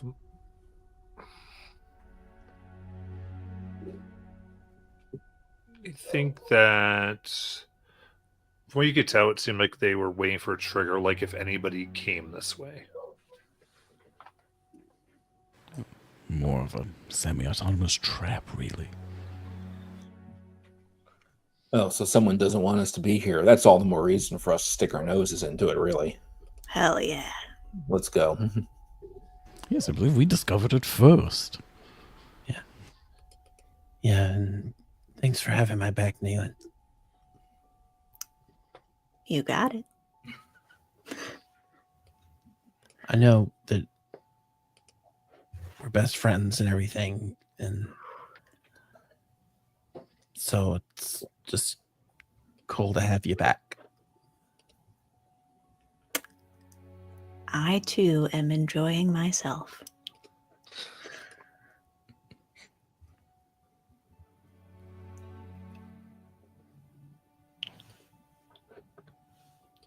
Lead the way. Does Nayland look like Nayland? Right now, yes.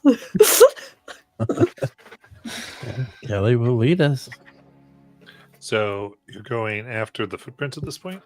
Yep. Yes. We're following the footprints. PW is riding the upright pace.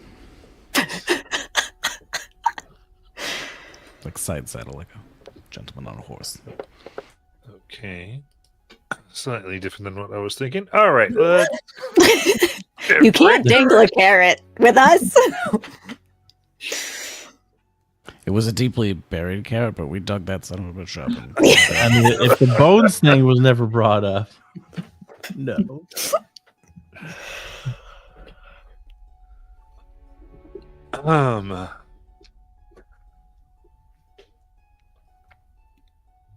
Okay.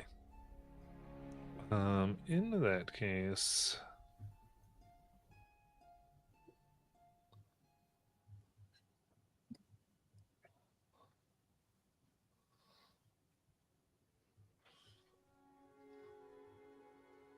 let's see.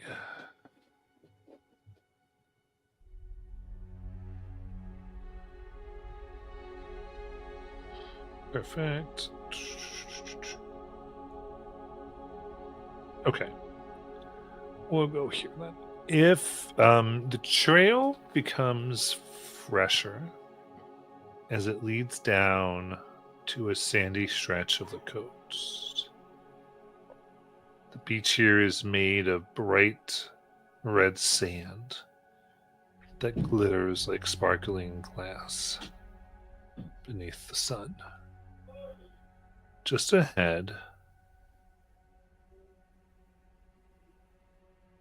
you see where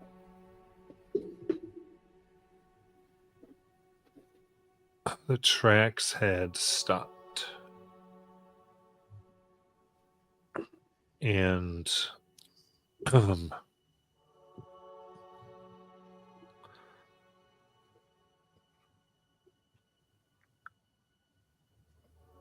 in the area, the tracks eventually you can't follow them anymore. What you do see is a lumpy undead ogre made of sewn together animated corpses, lavishly dragging 2 cylinders behind it through the sand. One cylinder is visibly broken, and flames ripple up its sides, though the ogre seems to either not mind or not notice.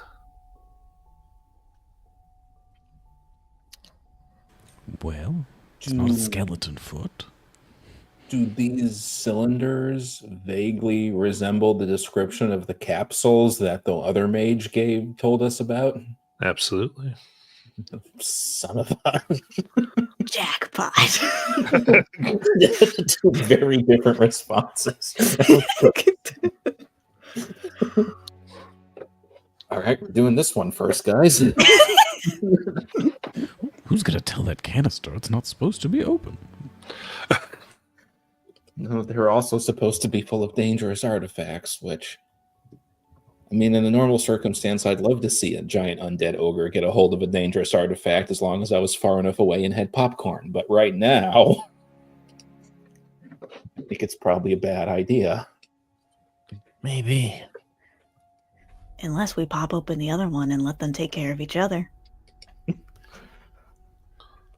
I mean, there's not a guarantee they're antagonistic to each other. You could just really unleash something else complementary. Yeah, still doesn't explain what happened to the trail, though. Maybe he left his skin behind and just went as a skeleton instead for a brief time. You know, shed some weight. Yeah. It seems like it ends here. This is just what you're able to say, because you've come down to Sandy Beach, so you're not. It's pretty hard to get a trail. Oh, yeah. Okay.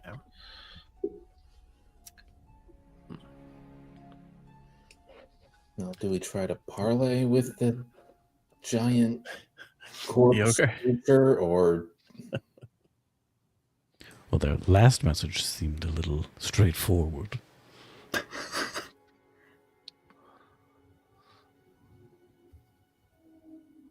Although we have learned some surprising truths about the wizards, perhaps not everything they put in a canister is that bad.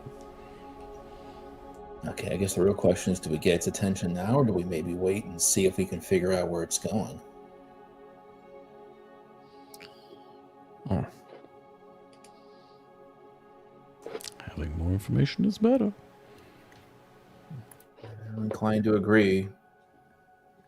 What do we do if it takes the 2 canisters all the way to a big family of undead zombie Frankenstein ogres? We'll cross that river of giant undead Frankenstein ogres when we get to it, Nayland. Fair enough. I mean, we were supposed to look into this eventually anyways, and I don't think I'm going to get names right here. I don't think that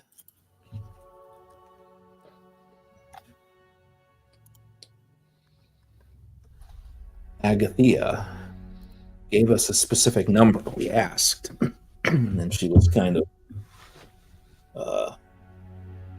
cagey on how many of these canisters there were. So it might be worth figuring out if this thing, whoever's controlling it, has found multiple.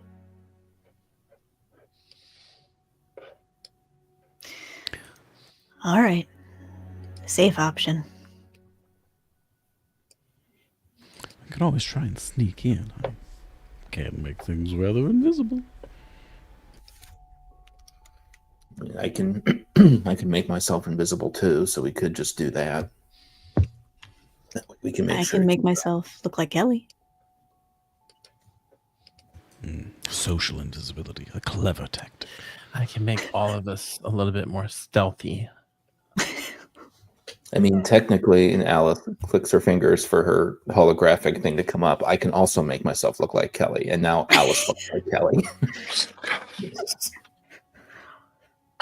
Well, snap, minor illusion. PW has Kelly just like face over his robotic body. That's it. So I mean, Well, since everyone's doing it, Balin turns into Kelly. What are you all doing? I feel this is a good disguise. No, it's not. It's a It depends on- compliment, Kelly. it I does know depend on it's the situation, but Kelly is right that in the current moment, it is probably not a good disguise. So are we going to try to be stealthy? This thing doesn't seem to be paying much attention, but do we want to be stealthy? Do we want to just follow at this distance? We could also try and take the can that isn't broken and sneak it away.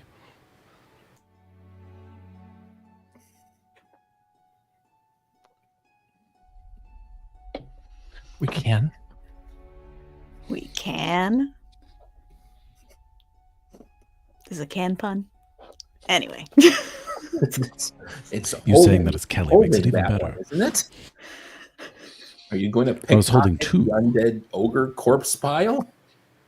I believe it was holding two. It was one that was open, one that was not. Mhm. Right, but it's holding them both. Yeah. Oh, just a quick switcheroo. Well, make a decision, because we need to start talking to it or sneaking by it. I vote we follow it. Kelly, do your little twinkle toe shadow thing and we'll follow. Twinkle toe shadow thing. I'm going to go ahead and cast Pass Without Trace. All right.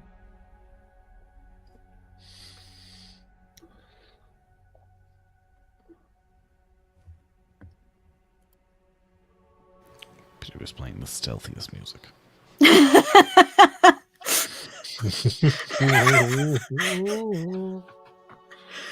It's Pink Panther music. 100%. It's there with the upright bass too, so it's... All right. In that case, as you all do that, we'll go ahead and take our break.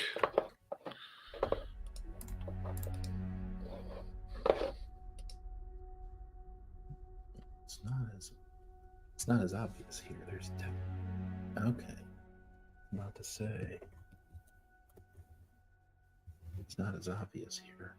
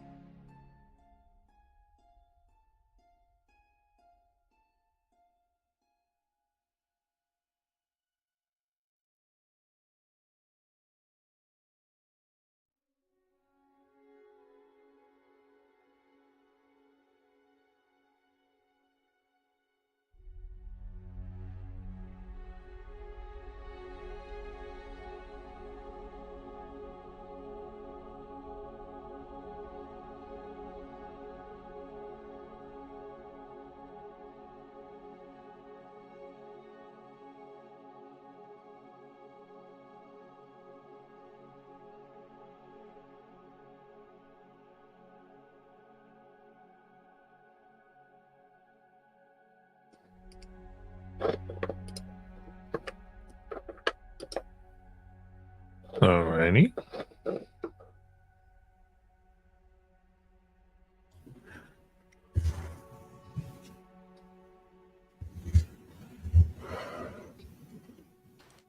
Oh,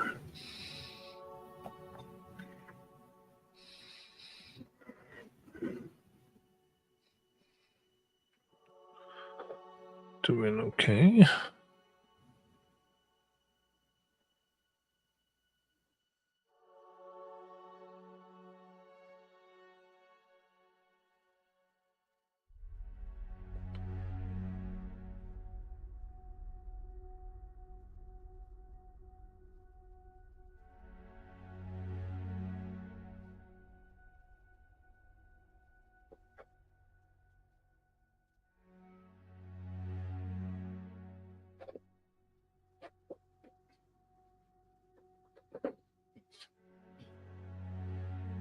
Okay.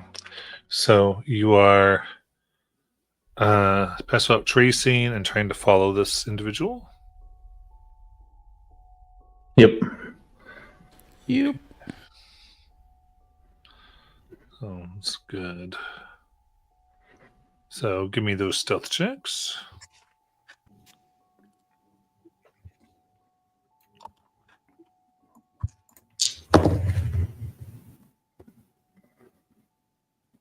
And what does pass without trace add?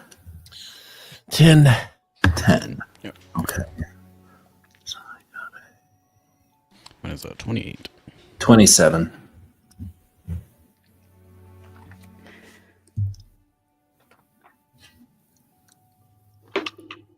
What's Alice's bardic?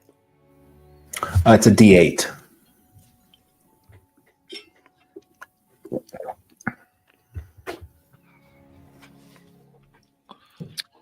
Kelly? Kelly gets 23 and Tamagotchi 26. The Nayland? 37. I really wanted to be stealthier than Kelly. I think I shot a little too far. The upright base got a 29. So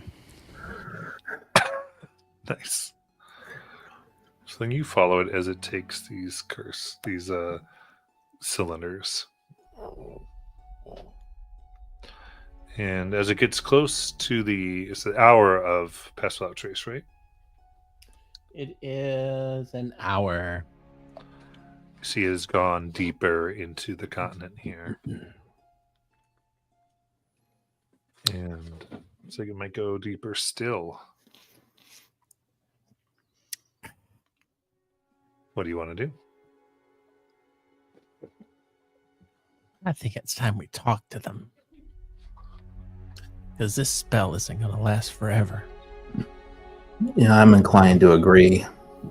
I don't know how much further this thing is going to drag them, so we could, at the worst, we could at least get these two, bring them back, and note where he was heading. Nayland, get off your tiptoes. You have to be within 30 feet of me. I know where you are. You guys try to talk. Okay, I'll cover you from the back. And I ready my rifle. Oh, I don't think a lot of talking is about to happen, but I don't know, Kelly, if you want to try to talk to it. We got 2 bards and you're putting me up there.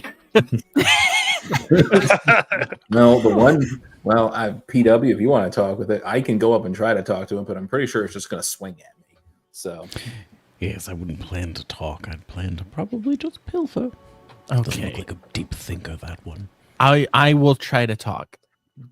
Alice will go with Kelly. Like, Alice wasn't going to stay behind. She will go with Kelly. She just doesn't think this thing is going to talk to us. Okay. PW goes invisible with greater invisibility. All right. Hello there. Big form turns. Stairs. And I like put my hand on my chest. Kelly. Keep Keeps dragging the cylinders.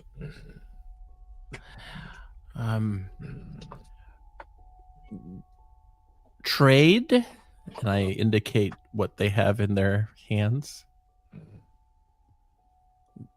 We have really cool things we can trade. Keeps dragging. Okay. What do ogres like? Shiny.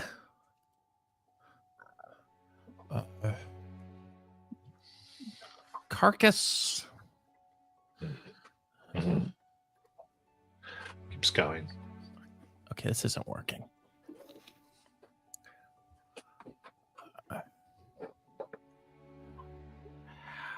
Also, go and stand in front of it.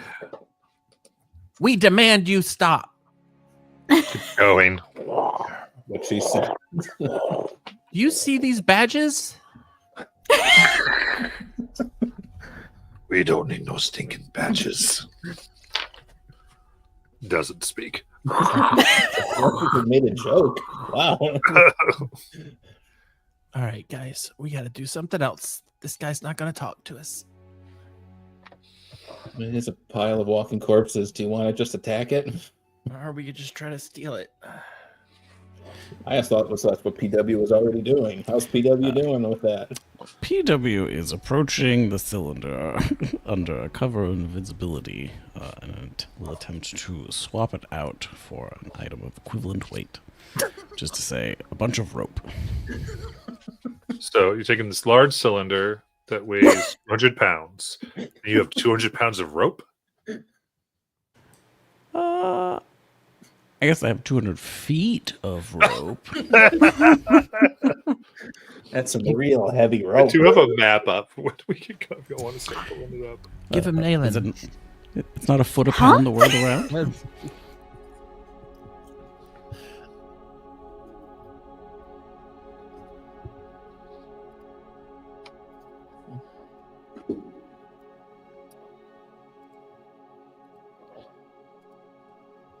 No seriousness.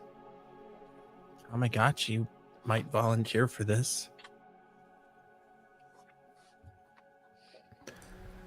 You know, far be I get that we don't want to just fight absolutely our way through everything, but I'm not sure why we're trying to be so precious with a giant ogre zombie made up of corpses. Can we just attack it now? I'm kind of curious what PW does. PW, so change of invisible plan. So PW is going to tie a rope to the canister and then try to tie that off to somewhere else so that he can't progress and continue moving forward with it. Okay. This is grand scheme. Got it. In that case, give me a sleight of hand.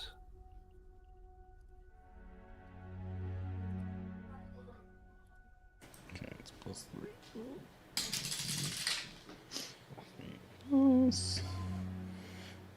14 for 17. Okay, so you tie it in there, and you tie it off to one of the rocks here in the sand. The bigger ones is kind of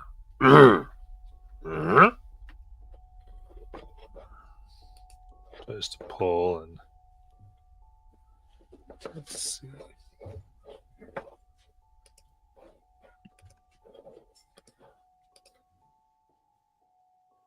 All right, kind of pulls, and there he pulls the rock slightly now. So now he's only going 10 feet around. Do you know Bones?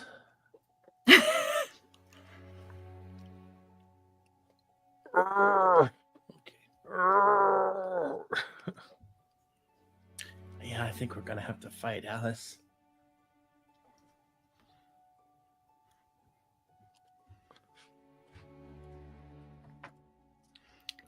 All right, I'll try. Okay.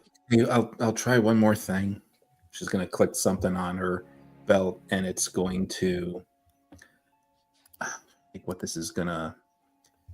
It all of a sudden outlays in front of the zombie. She's casting hypnotic pattern. Okay. to see if she can just get this thing to stop and maybe allow us to just take these things from it. Yeah. Let me just put everybody initiative at this point then. Okay.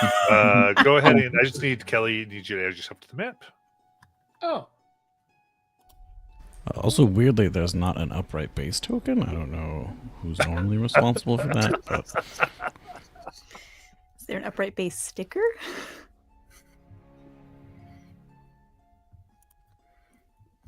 Yeah. I put the 2 fountains because that was the closest I could get. I was like, this kind of look like if you're kind of zoomed out. All right, I got the initiative scores. Anybody have advantage on initiative?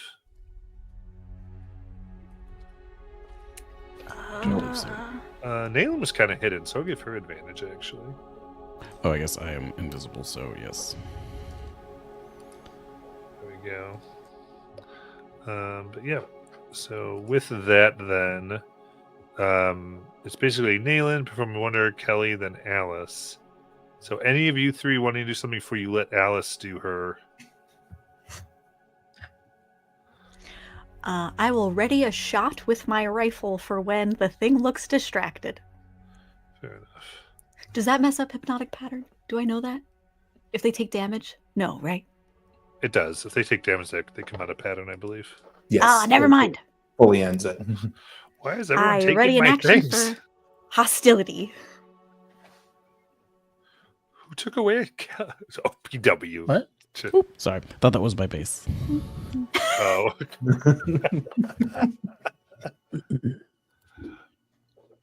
I mean, Alice doesn't really say that she's going to do this. If someone else just wants to go ahead and take a shot and kick us off, that's fine too. I was just, well, everyone seems so intent on not fighting this thing. That was going to be my contribution. But I am Alice is happy to just fight it.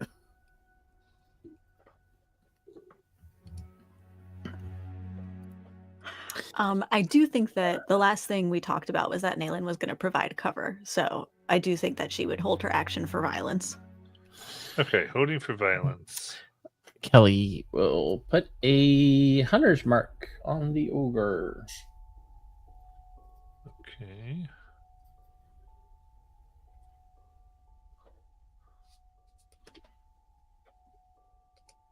There, PW, that can be your upright base.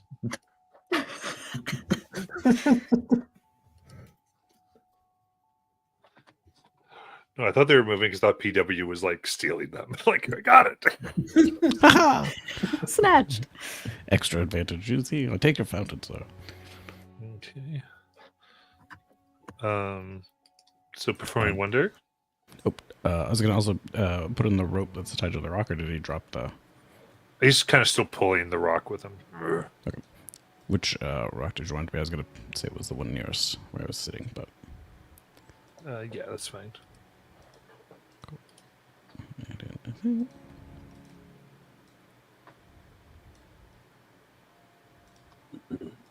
Orange for rope, I guess.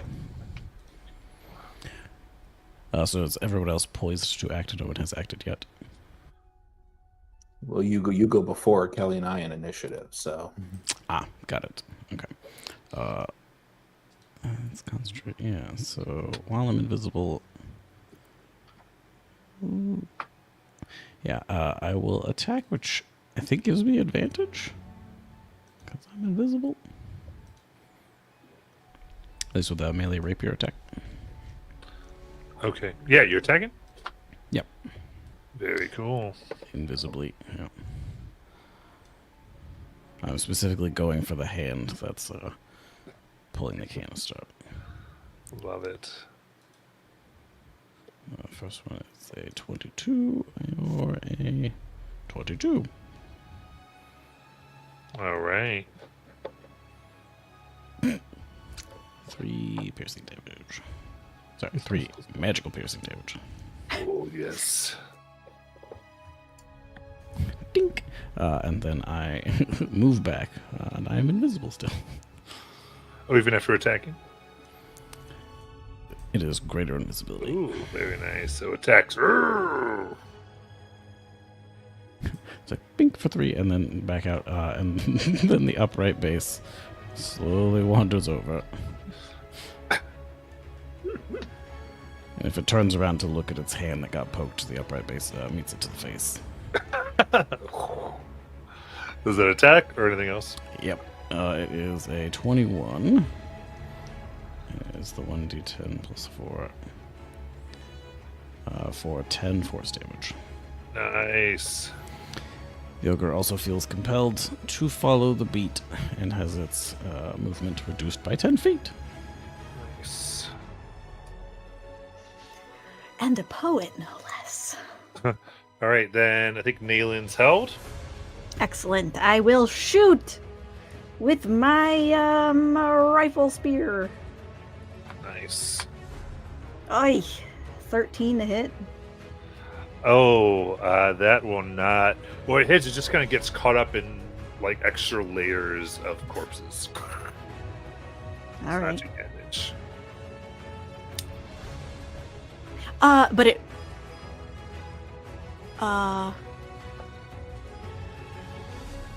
The.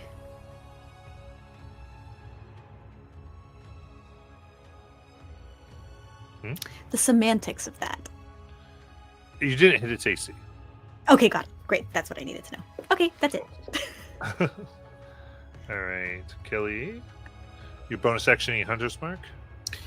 Yes, bonus action Hunter's Mark, and since they are now attacking, I will take out my little heavy crossbow here and try to take a shot at the ogre. That's a 25 to hit, That hits. and the other one is a nat 1. So the first one hit. That's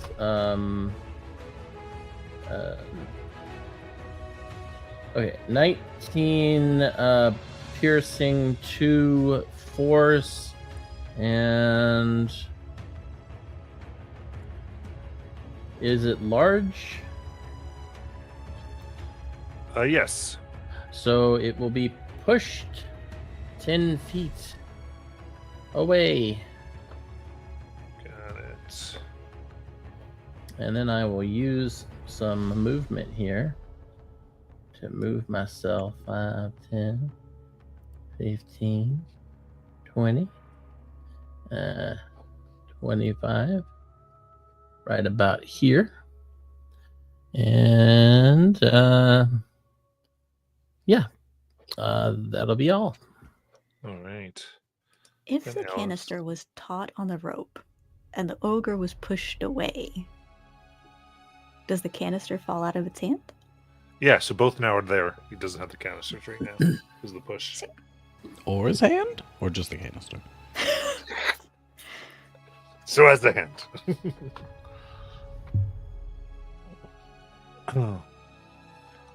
All right, then. Alice. Or Tamagotchi? No? So- No, Tamagotchi can't move because I used my bonus. Okay. And I don't know if you want, I am sharing the map, Matt. Oh, thank you. And I think no, she can't get flanking anymore, but she's going to,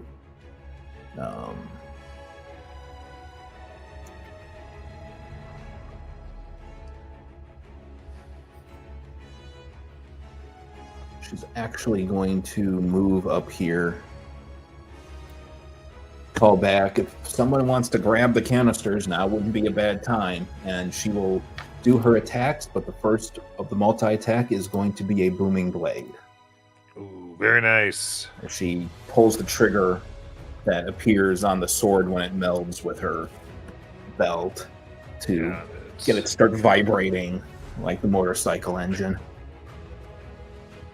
So we'll do that one first. That is a 19 to hit. That hits. Cool. So that's going to be only 8 magical slashing damage, but 8 thunder damage. And he is vibrating. Oh boy. And we'll go in for the second attack. It's just a regular attack. That's a 15 to hit. 15 hits. Cool. For 13 more magical slashing damage. Okay, slicing in. It's hard because you're like stitched together, so not quite organ based. Just Gotcha. making holes, trying to weaken its infrastructure the best you can. And with that, let's see. Nayland is too far. Okay, so with that, it lets out a wail at this damage, enraged at what has happened. You're having such a nice conversation before and everyone but Nayland, I need a wisdom save. No. Is this a spell? No. Okay. Does that include invisible people and Yes. upright bases? Yes. Each creature that's not undead. That is an 18. Okay. So that does succeed. The DC here is 16. On a save, you will take 19 psychic damage. Oh. You know who fails? I got a Tamagotchi. 16. DC is 16. Get out.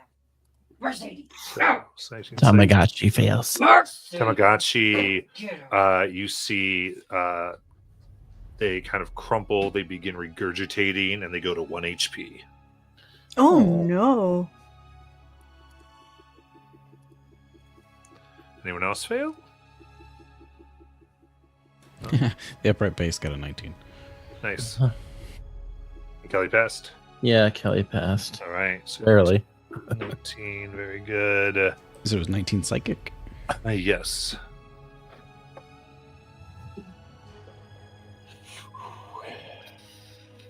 Then the end of its turn. Oh.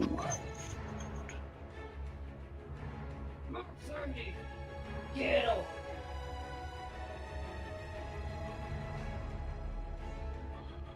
There we go.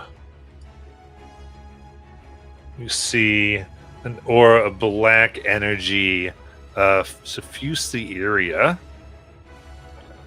And this is every creature in a radius. So Kelly just misses you. Okay. Make a Constitution saving throw. Okay. This is 16. Tell me if you fail. This again is not a spell. No. Okay. Tommy passes. Alice passes. So you said it was 17? 16. Oh, whew, then we both make it. Very good. I think you seem unaffected, though. Let me see here. The two canisters both crack Oh no. at the energy, Mm. but aren't open, but are damaged. And with that, that's its turn.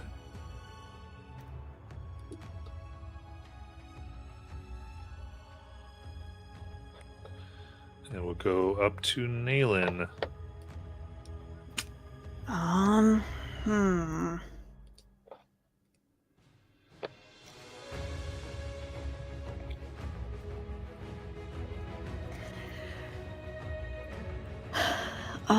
I think I will just continue shooting. I know Alice had screamed for somebody to get the canisters, but Neelan's like, I can't lift those. Wait, each one is 100 pounds? 200 pounds. I can't lift those things, and I will shoot.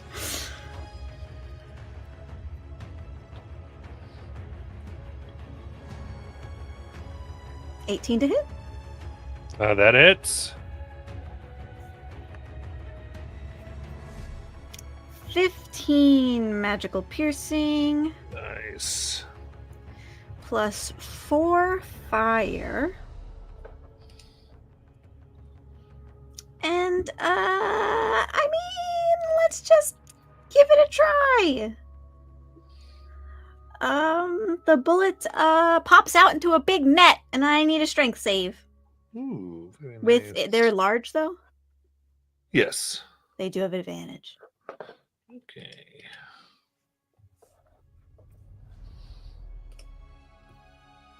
Uh, 19. Ah, okay.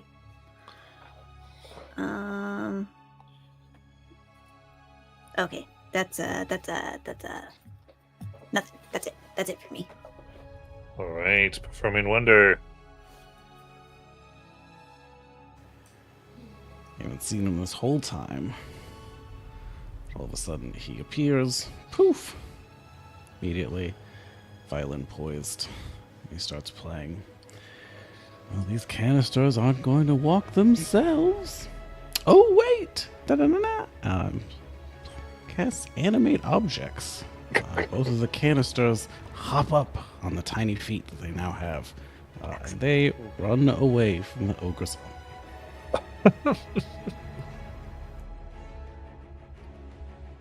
Amazing. What's their speed?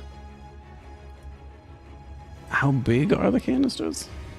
I guess they're medium. Okay, the medium, then I think it's 30 feet. Medium targets count as 2 objects. Yeah, so it's within the 10.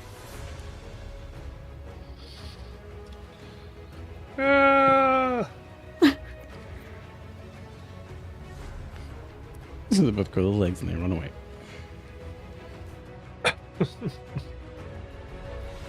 Very good. Anything else? BW runs away.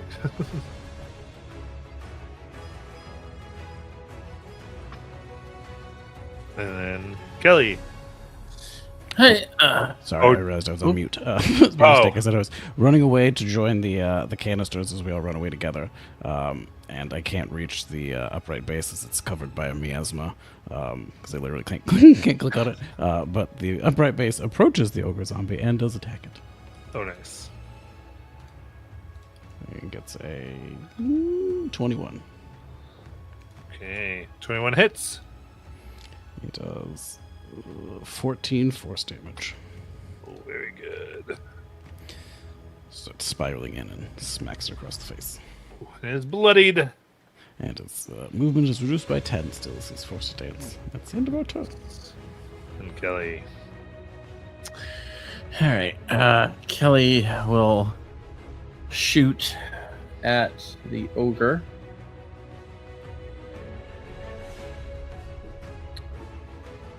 For a 25 to hit. That'll hit. And that's 18 piercing and 3 force. Would knock them back 10 feet if they can even go 10 feet. I don't know if they can. All right. So, can I bite without doing damage? Is the real question here. What? Talking about Tamagotchi. Tamagotchi wants to go up to one of these canisters and grab it with its mouth and help it run away. I mean, you want to bite it, but yeah, I guess they could try to grab it. As the controlling entity for that canister, I allow it. All right. So would that require an attack roll or? No, you could just Tamagotchi would only have half movement dragging it. Oh, okay. So in that case, I'll take my second shot. So I will shoot again.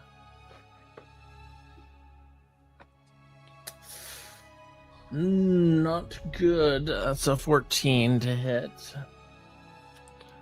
14 hits. All right. Ooh.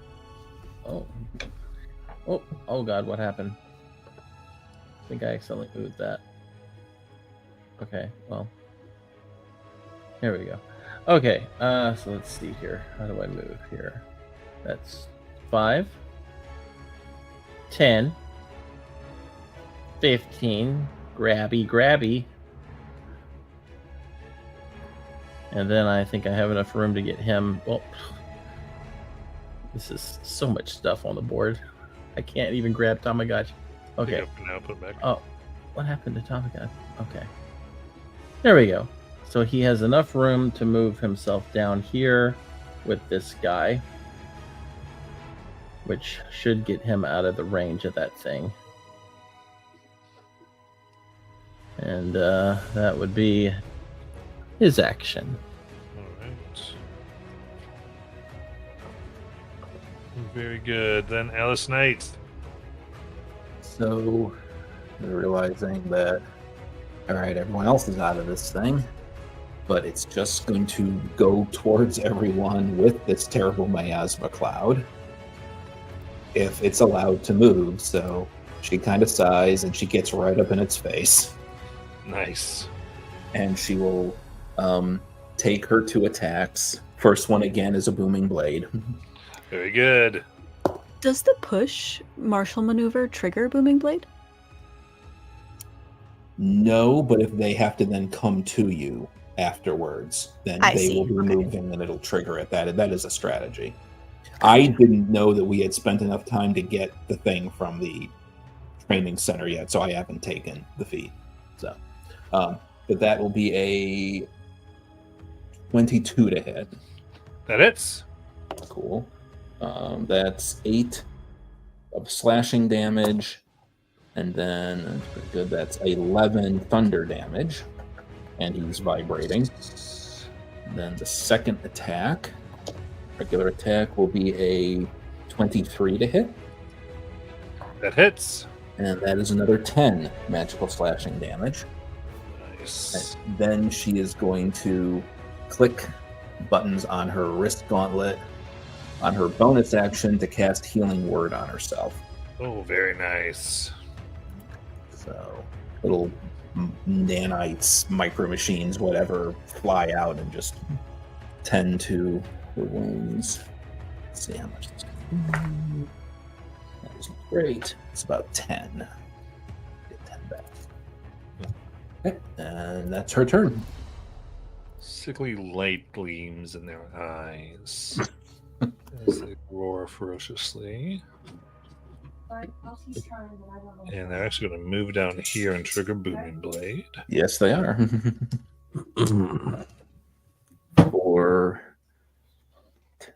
for 16 more thunder damage. Nice. And are they going to actually move out of my range? No. Okay. They do appear almost puppeted for a moment before they turn and strike at Ellis. They are. I do have the sap mastery, so first attack with disadvantage if they still attack. Yep. Got it.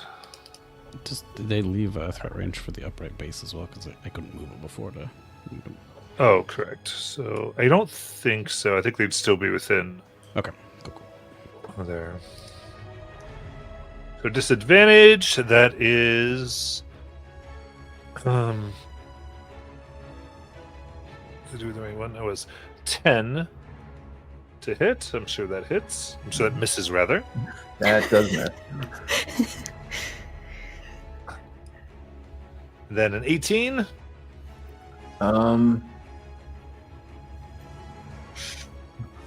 She's going to take that hit. All right, just taking its massive fist down, smacking. That is going to be some amount of dice. Here we go. So,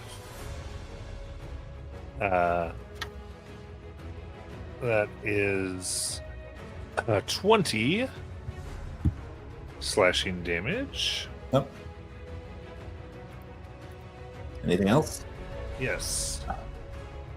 And 13 necrotic. Fantastic. She is going to use a reaction as Nice. a little nozzle pops out of her belt, and the little voice says, Please step away from the performer, and engulfs it in flames as she casts Hellish Rebuke on it. Nice. That's a dex save. Dex save.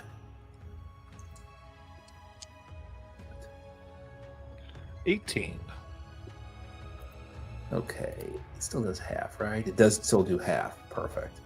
Because she is upcasting it, actually. Nice. Level 2, so that this is going to do more. That's not bad. It's going to take 13 fire damage. Okay. It seems to be resistant. Ah, We'll go to 6. oh well. All right. Then again, the energy surges. At the end of its turn, everyone in the darkness needs to go ahead and give me a con save. Is there any way Tamagotchi blocks it off of the one in its mouth? No, it gets it too. Right. Right. All right. What did you say? More Wisdom cracks. save, con save. Because they automatically fail their saves. Oh, but they have stat blocks now. That's Canny and Dave. What was the DC again? 16. Oh, just made it 16. They both Nice. miss. They What's his upright con? base. Yep. Yeah, both me and Tamagotchi fail. Okay, then you each take 4 necrotic and take 1 level of exhaustion. Is your- Okay. Let's pull it from you. And Tamagotchi dies. Oh.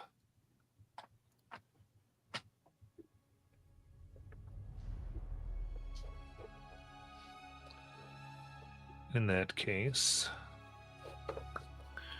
you see 3 shadowy snakes rise from its corpse.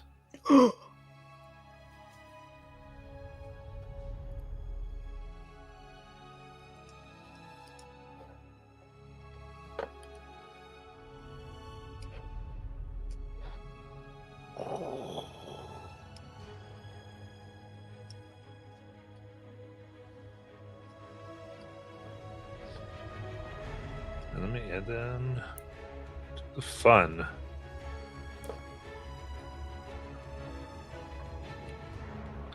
Naylan. Hmm.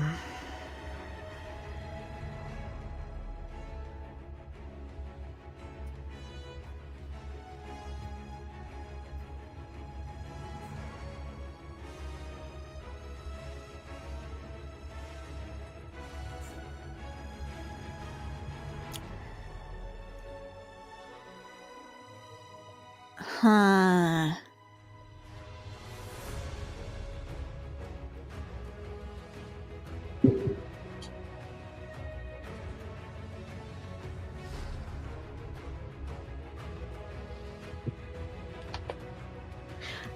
If 2 things trigger on a hit, which one would go first?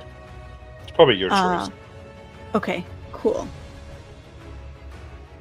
Hmm.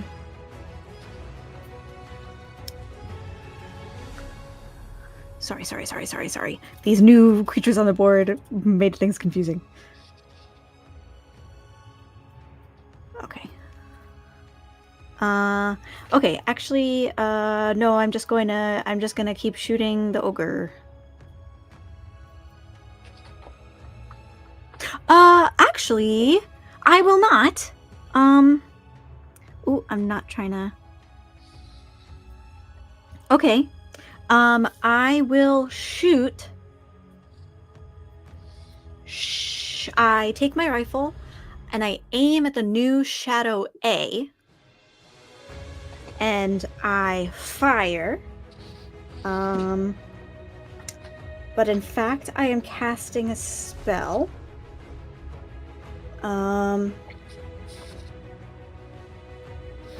Oh, but sorry, that's on a hit. So let me try and hit it.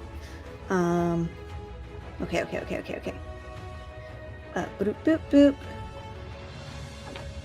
18 to hit Shadow A. That hits. Okay, beautiful. I then will on the hit. Oh wait, actually, point of, because Phil had brought it up. Did we spend enough time in the training thing to be able to take that feat? I guess go ahead because I think somebody else already used it. The PW did. So I don't think PW you had used the post, yeah. Alrighty, so for then it. I yell out, Kelly, back up! And you can move up to half your speed without provoking opportunity attacks. And Nayland is yelling for you to back away.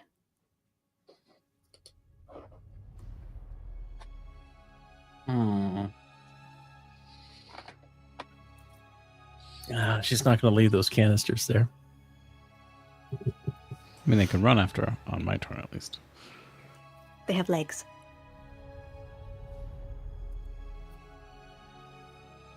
Could she use her movement to try to get between Shadow B and the canister? You can do whatever you want. I don't know if it would fit there. That's why I'm asking. I mean, you'd be on rocks. I mean, let's see here. Well, no, so there's no space between them that you can occupy. All right. So what I'm going to try to do is, I guess I'll try to provoke an opportunity from them then.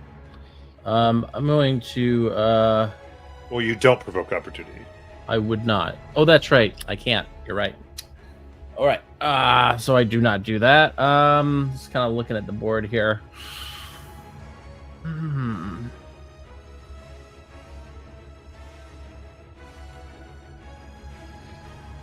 I don't think she will, just because the canisters are right there.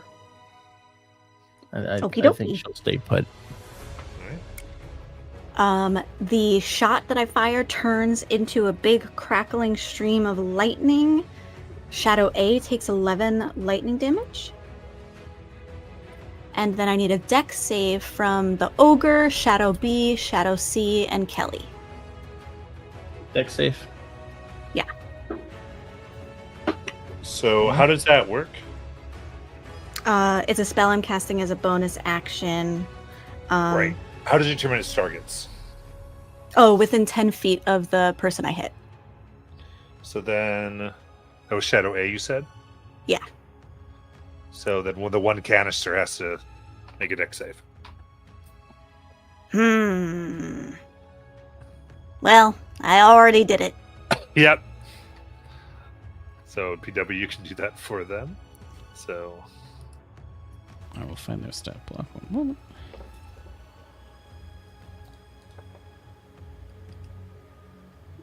see how the ogre's on. Oh, did you see the ogre's zombie?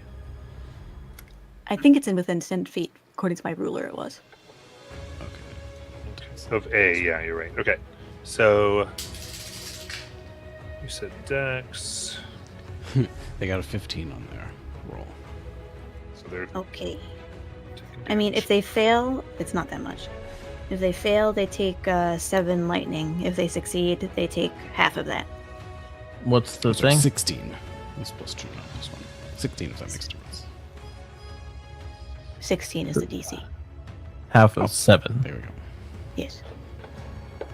3.5. All right. I'm bloody. Okay. So my guy failed. The big guy. You said that's 7? Yeah. Oh, and the upright base. Yep. Is he there, or was he? Well, closer actually, to no. Alice? He's by Alice. Actually. Oh, okay, never mind. Not the upright base. Oh, they would have got 21. But you hit Shadow A, right? Mhm. I'm not within 10 feet of Shadow A, am I?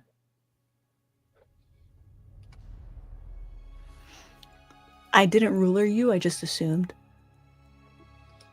Let me look. I think it's 15 if it's diagonal.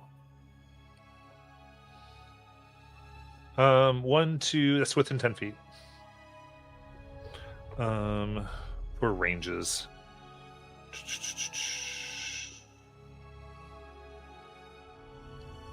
Yeah, that affects Kelly. Okay. And on my shadows. They fail, so they'll each take 7. Or just the other 2.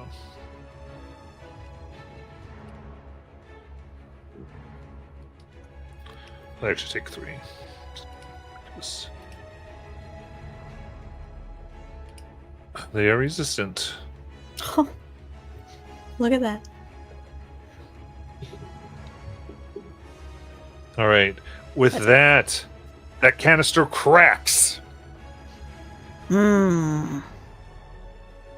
Dave clutches his head.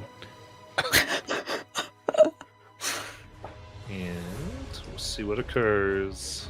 Okay. So.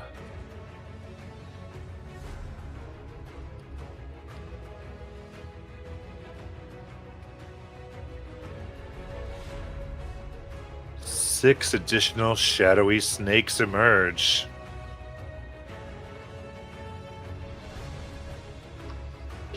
Oh, it's just snakes the whole way down. All the snakes. So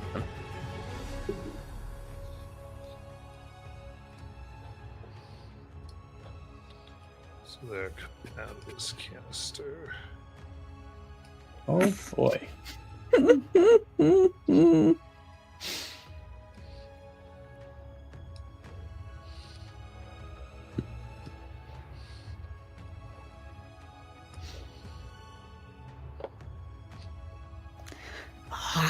That wasn't supposed to happen. Good job, Dylan.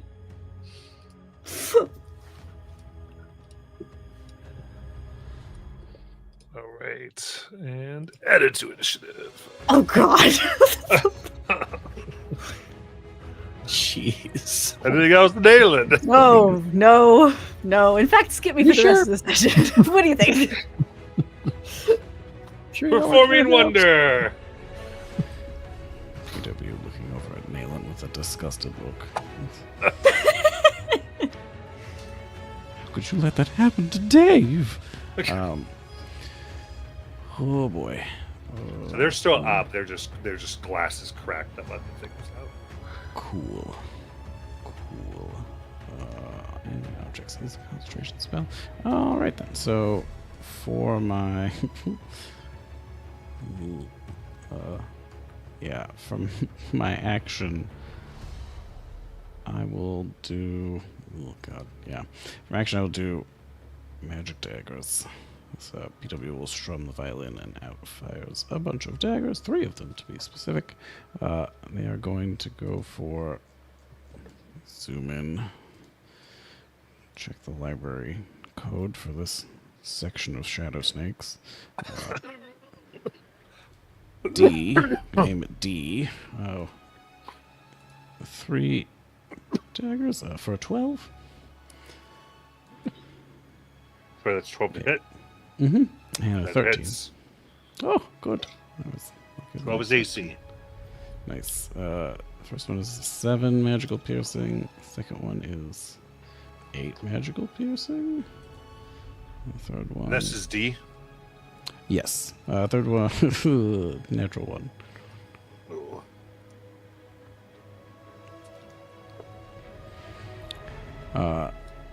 I will bonus action as I am looking at Kelly.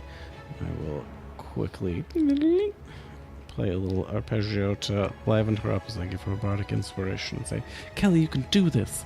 I know you have your stake wrangling merit badge.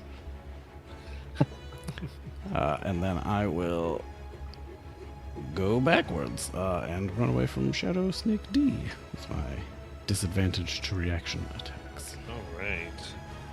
They will take that. They get plus their attacks are 2 higher than what will be shown.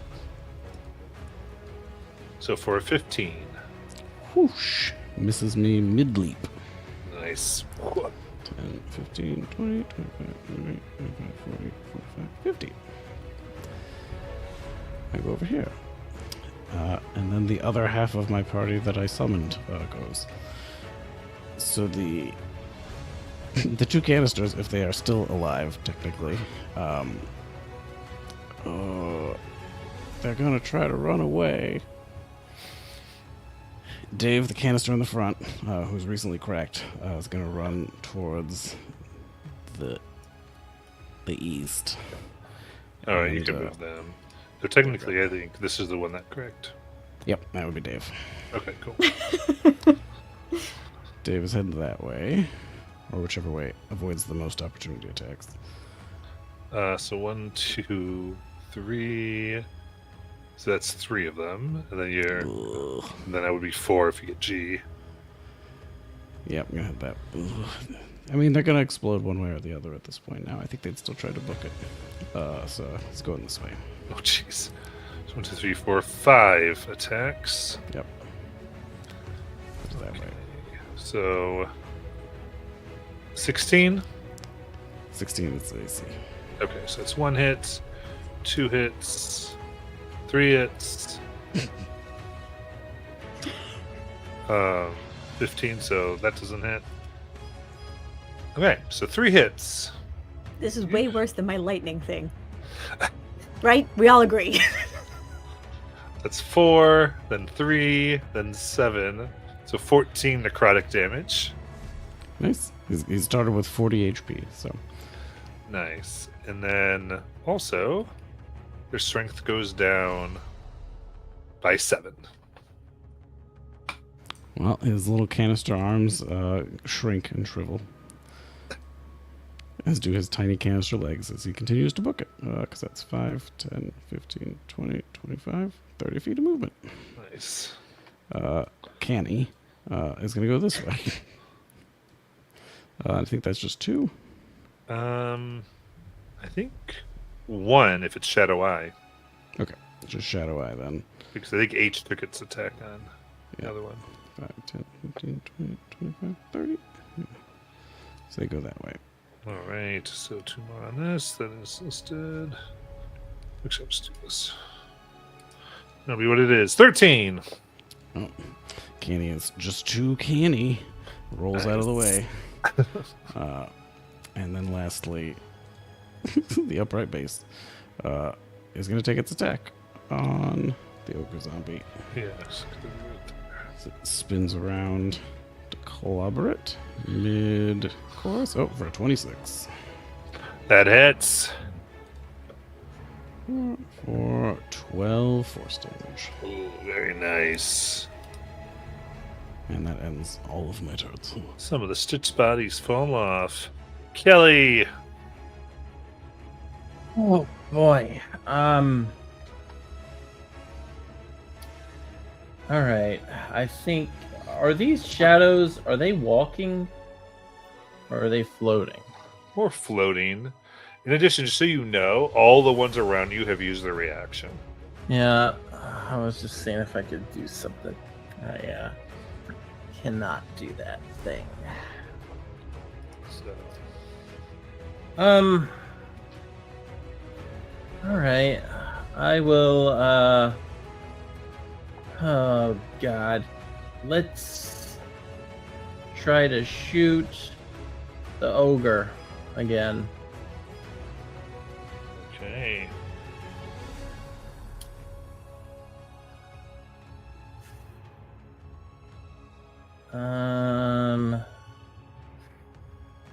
Do I want to go with this roll? Yeah, why not? 16. 16 hits. Good. All right. That is 17 piercing and shoots him back 10 feet. How do you want to kill it? I aim it and I say, "You just thanks for the new badge, ogre," and I shoot him. That was with exhaustion, right? Yep, I already minus the 2. Perfect. And then I will shoot at. Let's shoot. I. Wait, no, not I. Let's shoot E. Okay. That's a 16 as well. That hits. That one is 18 piercing. Okay. And then I am going to spend I think I have 35 with exhaustion. Let's see. No, 5 times exhaustion level. Okay, yeah. So I have 35 feet. Okay, so I will move myself. 5, 10, 15, 20, 25, 30, 35. Right about here. Got it. And that's my turn. Alice Knight. Yeah, that's gonna work. Okay. Alice sees the ogre goes down and just goes, "Fuck, that thing was a problem." Shakes off all the negative energy she'd been sitting in. Sees all the shadow snakes for the first time and goes, "Where the fuck did they come from?" Gets down on one knee, fiddles with something on her belt, yells out to everyone, and this is purely for flavor. She yells out, "Cover your ears."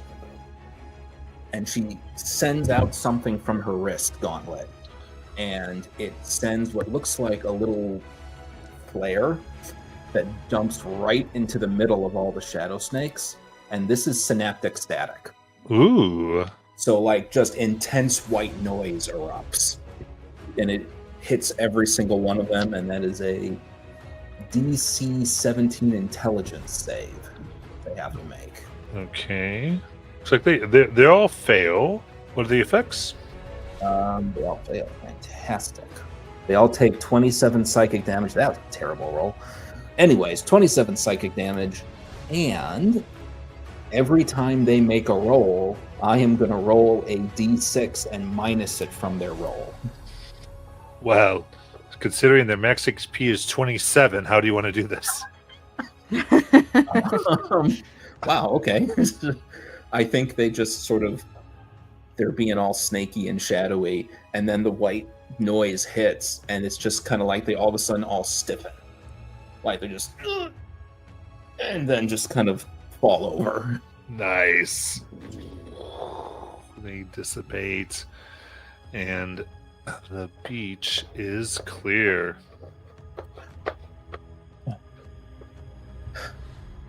Okay. How's everyone doing? Kenny, Dave, oh, do come back. Yeah. Canisters are a little cracked, but I think they're okay.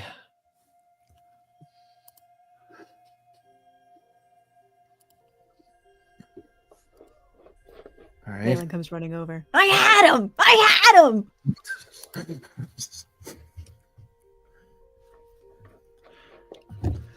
Sure you did. I mean, this one that's cracked, is it cracked broken cracked, or cracked we can like super glue it cracked? It's pretty cracked. I mean, it's still moving. The other one has a lot of cracks it might be able to fix. I don't think it's going to make it through the night, Nayland. If you have anything you'd like to say. Kelly, it's a canister. Well, yeah, it's a canister, but Bones was the skeleton. Yeah, I know. His name is Dave. Let's point to Dave. Well, Dave made a very heroic sacrifice for all of us. By spewing out shadow snakes? You don't have to say it so loud. You can see Dave the canister is miming that you shot me to Nayland's like, you did this to me.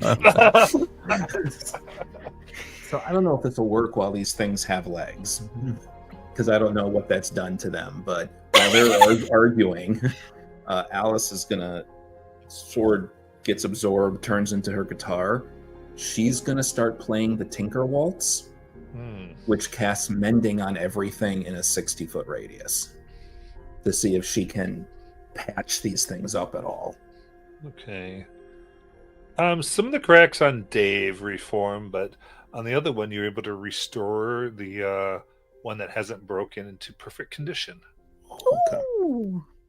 Okay. You see Canny, the other canister's just there smoking a cigarette. It's perfect health. All right. Hopefully that buys us a little more time. So does anyone have a way of hauling two things this big with us? Or I should say, how long do the legs last, PW? Oh, I mean, it'll run out in, say, about, and both of them sit down and their legs come off. Tamagotchi might have been able to. Sure. Cigarette Carry falls to him. the sand. That one did not explode into snakes because of me. I mean, it seemed to think that that's what happened, but, you know, eyewitness testimony and all that. All right.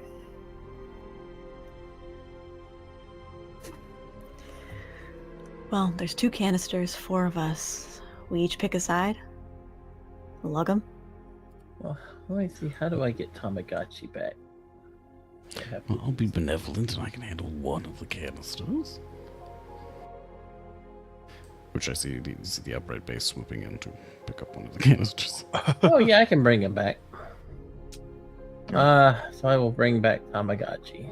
How long does that take? It just says use a magic spell slot.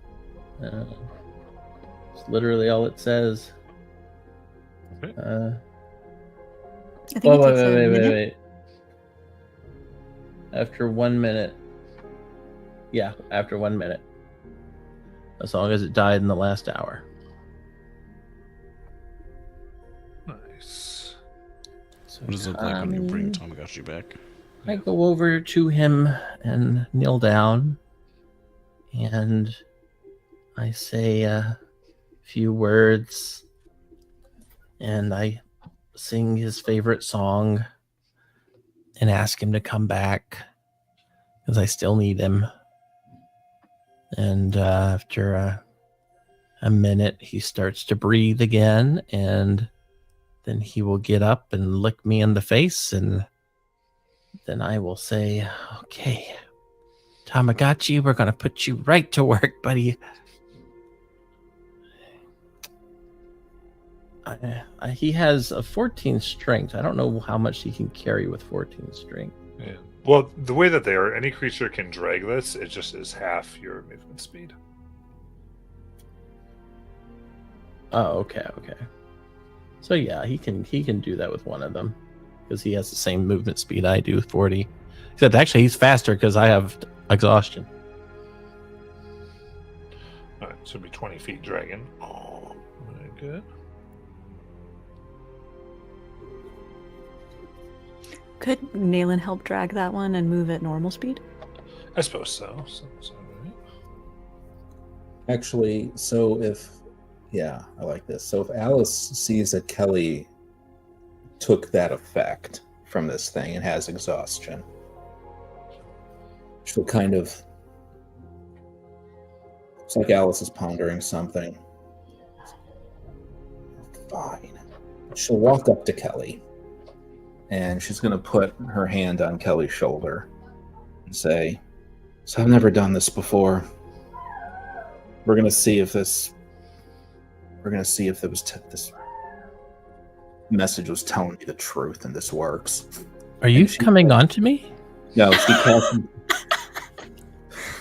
Alice looks at her and goes, no.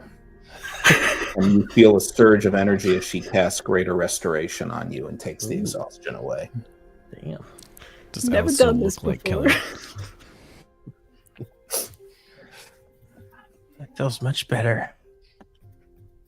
And you will notice, like, everything that Alice does with her magic is very tech. It barely looks like magic because it's always some kind of button she's pressing or some kind of, gizmo coming out. This is not that. This looks like she's straight up cast magic, which you've never seen Alice do before. And she just kind of looks at her hand and flexes it. That was really cool. I didn't know you could do that. Couldn't till about a day ago. What happened a day ago? Other than the obvious.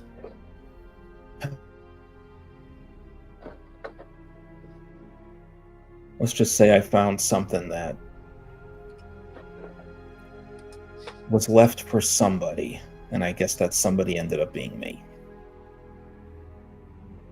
Well, from where I'm standing, I'm glad you have it. Glad it worked. Sorry, when And have you been alone? why would you think this is the first time I'm doing it if I'm coming on to somebody?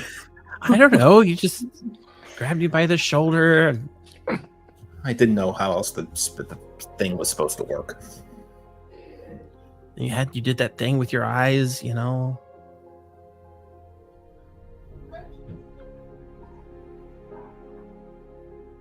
Anyway, What were you going to say, Nayland?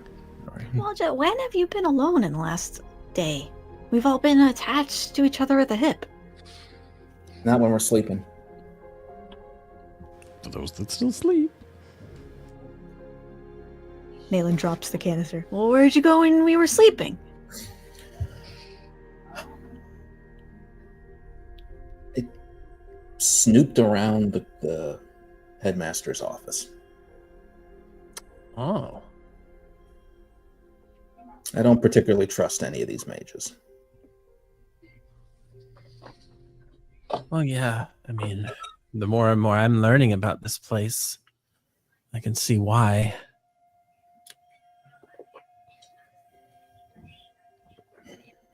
It doesn't seem like they tend to leave anywhere better than when they found it. In fact, they tend to leave because it's not very good at all.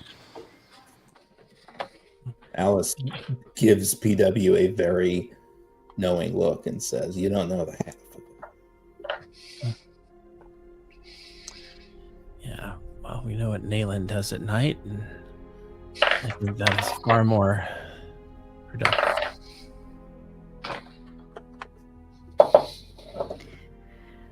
All right, real talk then. If we don't trust these mages, why are we doing favors for them? Why are we walking big, powerful canisters into their house? I think of it as we have something to gain here too. I mean, we have to kind of rely on each other. Doesn't mean we have to completely trust each other. And I don't know, the headmaster seems like one of the nicer ones, but I don't know if he's just coming off that way or, you know, I mean, because he doesn't really have magic. But I definitely don't like the guys that are opposing him. Listen, Nayland, don't misconstrue. It's not about them having nefarious thoughts towards us or anything. We're all stuck in this together. We have to cooperate.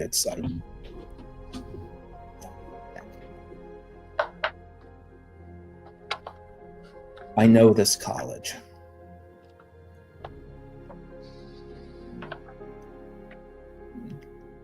So I'm trying to, sorry, above table, I'm trying to remember. Have the rest of the group been told the story about where the college came from, leaving their home? And Yeah, they've talked about their world and everything. Yeah.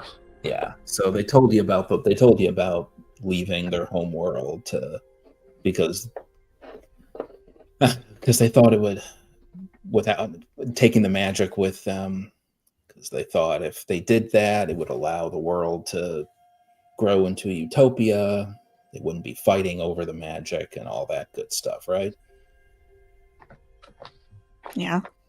That's not what happened. I'm from the world that they left. And she sort of just waves over herself, waves over the scar on her neck. And says, it's not a fucking utopia. You remember where you were from? Enough to remember the stories told about this college. My dad would go on and on about it.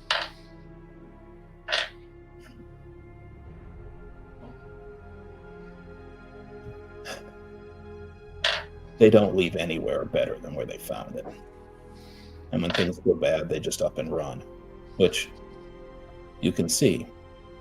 The Vice Chancellor, Tellery, exactly what he wants to do. He wants to just keep running.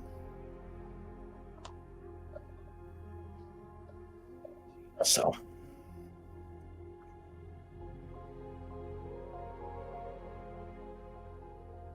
just not big fans of him, that's all. Maybe we can change some of them, enough of them. They seem to really respond well to what we did earlier and seem to like us a little more. I think if we do these things for them, we can gain enough favor where they'll look to us instead of people like the Vice Chancellor or whoever. It's a nice thought, but their whole hierarchy is based on these challenges, and not to downplay all of you or myself necessarily, but there ain't a single one of us here that's gonna stand up to some archmage in a magic duel. So,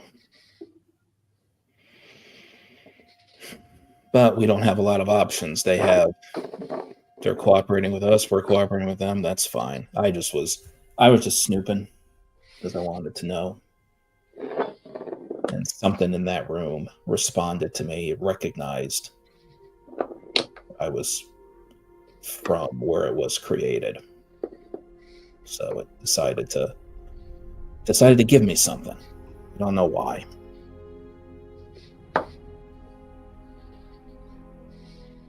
But if it helps get rid of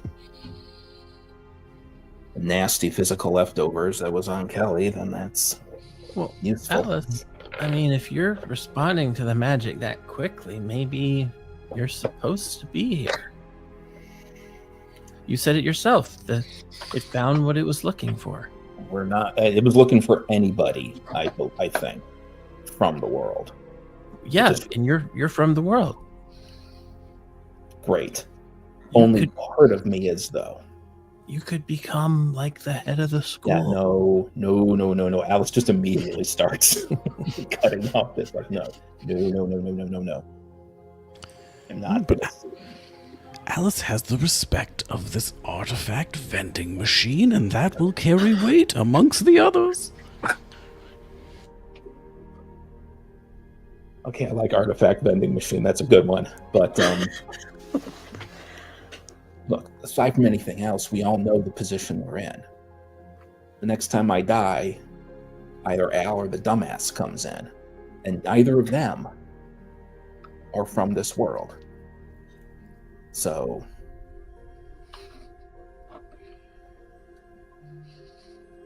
sorry, I'm stuck on thinking which one is the dumbass. she said Al and the dumbass. So PW knows.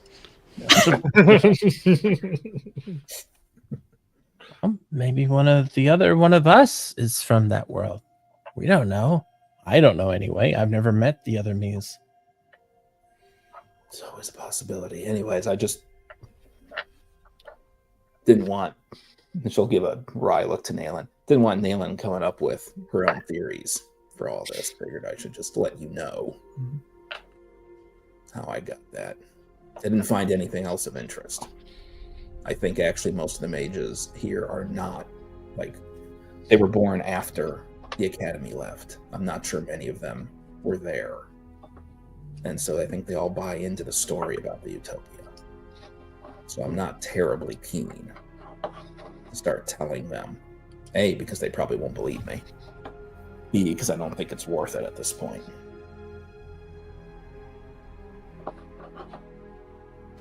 Well, and C, I don't think they'd much care. No, there's that too. Certainly some of them wouldn't. So it's, I think, better just to keep this on the down low for now. Headmistress Alice Knight. God. That was just veins pop on the side of her head. The night school for high-performing girls. That's got a really bad double meaning, PW. Never say that again. PW starts playing a Nocturne. Anyways, are we bringing these canisters back or not? Yep. Yes, we are.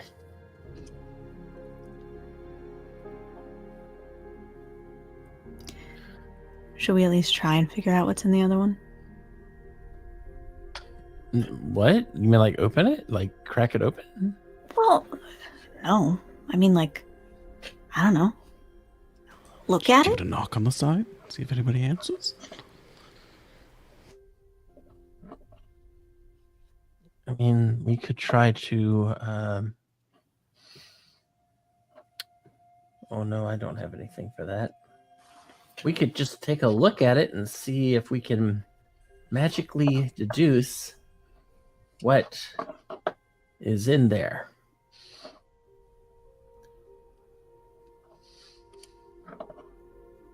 All right, I if you're still going to do feel- that, I'm going to go over to where Nayland was during the fight. You guys can go ahead and have fun with this. But I would suggest not opening it. Oh, I'm not going to open it. If we want to try to figure it out by studying and examining it, magically, of course.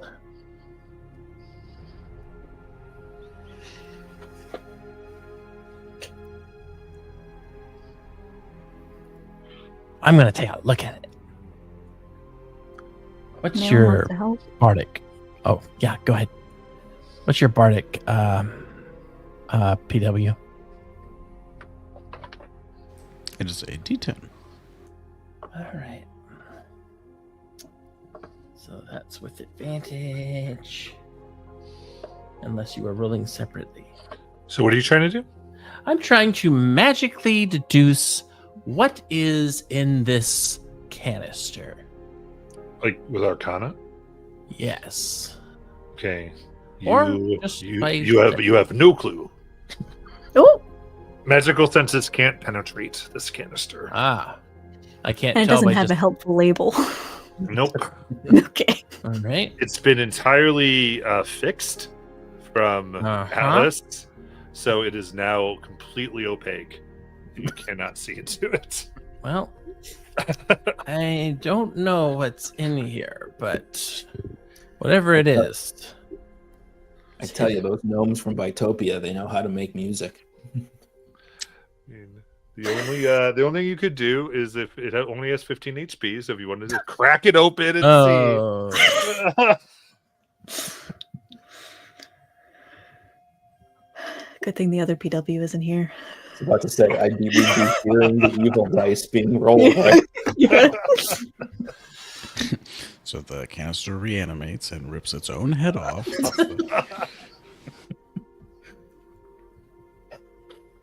All right. We shall continue forward. Well, I think we actually should bring these back. We don't want to be lugging these yeah, around while absolutely. we That's what I meant. continue exploring. Yep. We're going to Yes. carry him. We're going to get him home.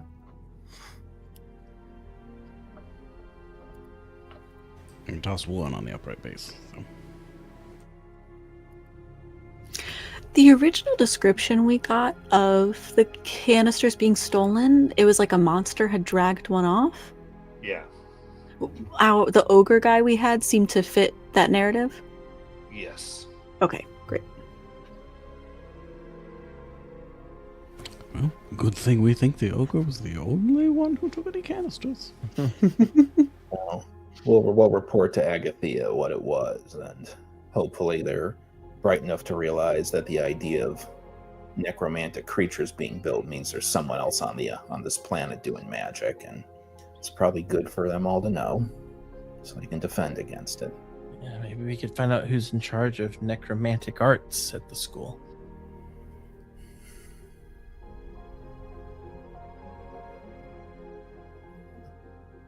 All right.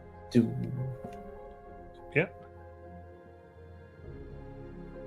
What, Phil? I guess just a general thing, because I know we have got written down the various NPCs we've talked to. They have different job titles and such, and some of them are deans of schools of magic. but we have not seen all of them. Do we have a sense that there should be a dean for every school of magic, including necromancy? There you haven't found a dean of necromancy, Right. so which could mean that their tower went boom. Right. Okay. But it does seem like they likely have deans for all schools of magic. That seems to be the pattern. For a lot of them, at least. Yeah. Okay. But We haven't heard them mention any like forbidden disciplines of magic, right? no, not Like outright. ones they don't tolerate. Yeah. Haven't heard. We could ask the headmaster.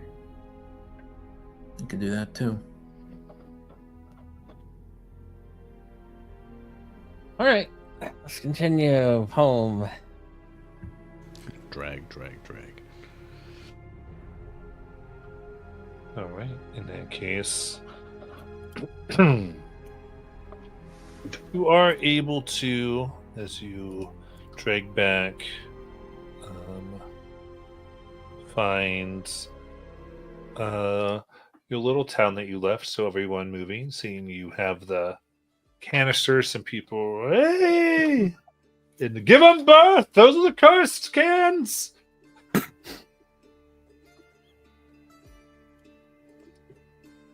Let's get these back where they belong.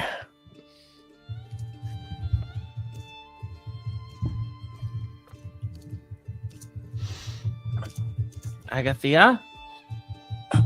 So you do find Agathia. She. Oh, excellent. I expected. It didn't sound like you were doing that today. Fantastic. Well, to be honest, we were exploring in general and kind of stumbled across it. Oh, did you So- figure out what happened to them? They were being dragged by a large, generally ogre-shaped creature made of stitched-together corpses. Yeah, and it seems there was another undead-like entity. Well, a couple, actually. They got to some of the mages, and then another one we found tracks, and that's how we found the ogre. That is disconcerting. Someone doing that level of necromancy. Who do you know that knows that type of necromancy? No one. Not like that's stitched together being. Insight check. Yeah. I'm gonna use my bardic. I'll do an insight check as well.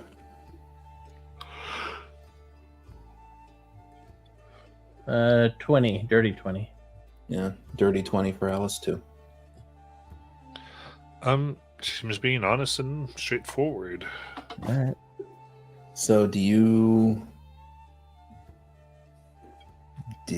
your college have a dean of necromancy?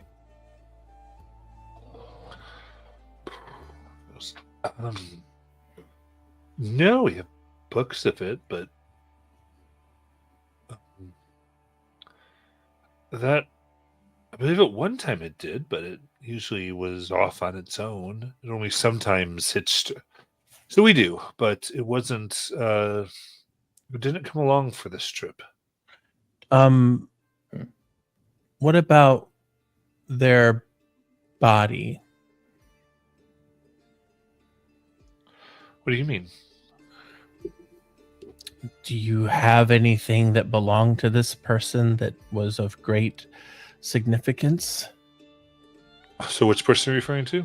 The one that you used to have the dean of necromantic arts, and I'm curious if you had anything at the school. Oh, That- thanks. No, I don't think we haven't had any pieces of or people or anything like that. What about shit you had, like, in these canisters? I mean, there could be all manner of things. You guys don't know of any powerful necromancers you had trapped in canisters, orbs, anything? I mean, necromancer, no.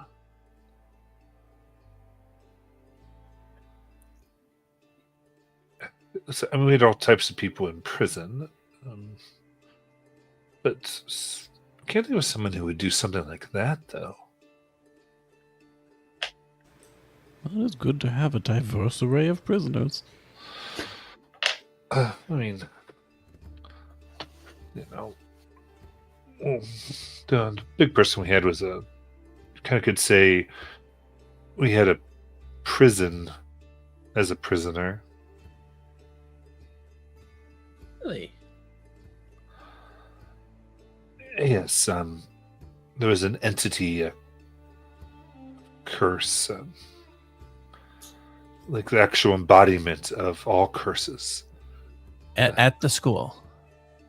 Well, no, at one time, one mage cleverly imprisoned it within their own body. And then we imprisoned the mage. Oh. So prison of a prison. And where is that? Was that mage in the college? It was in our security that, fell from the sky and cracked. No offense, but why are we just now hearing about this? We didn't ask.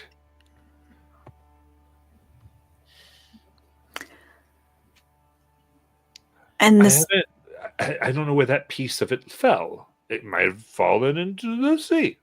Yeah, well, I think I get it. I got an idea. Okay, great. Do you have any books or any information that we can read up on this entity, this cursed thing that this person decided to put in their body? No, we never. We made a. The problem is, if you have records, sometimes these things can get out through them. So we made sure never to have any. Of course. And they were in prison before my time, so we just sort of had them, chained. Uh-huh. And they've been alive this whole time? Oh, for like a few hundred years. What happens if they die? Does this thing just get released?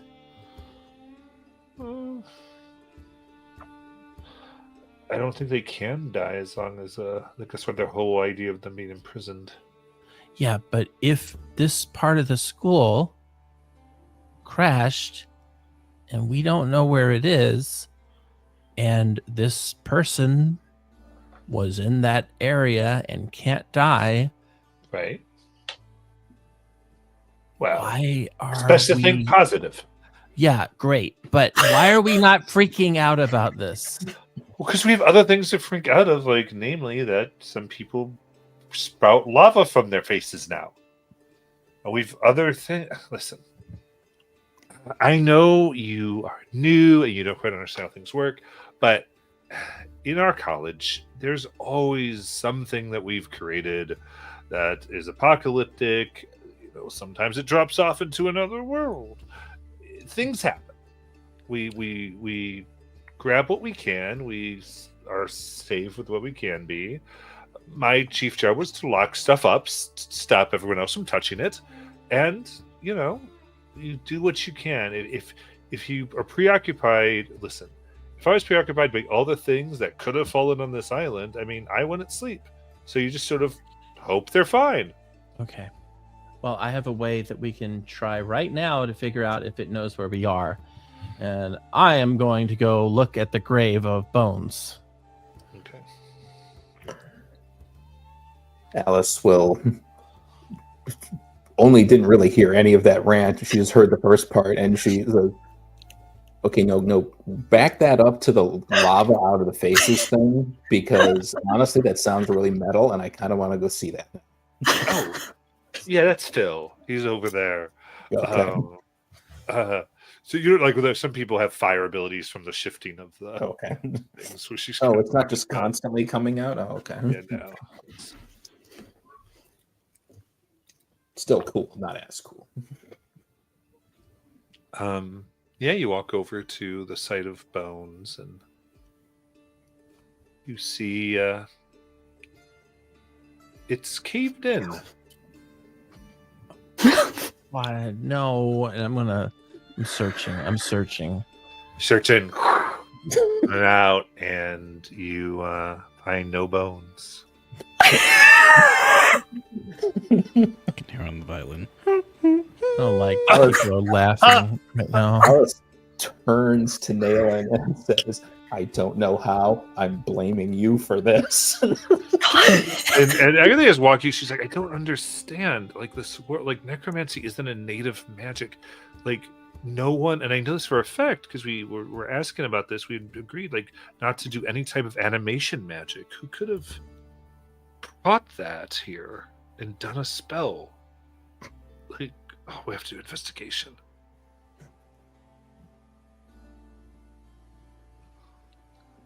Ellie is just in tears. Wait, You've wait, destroyed what her. Nalen's like whispering to her friends. Alice is just like immediately like, wait for Agathea to leave. Wait. Alice knows where you're going with it. She's like, nope. Agatha will leave. Okay. And Alice will say, okay, first and foremost, again, soft-spoken Nayland, crazy PW, and Al. Their fault. Their fault.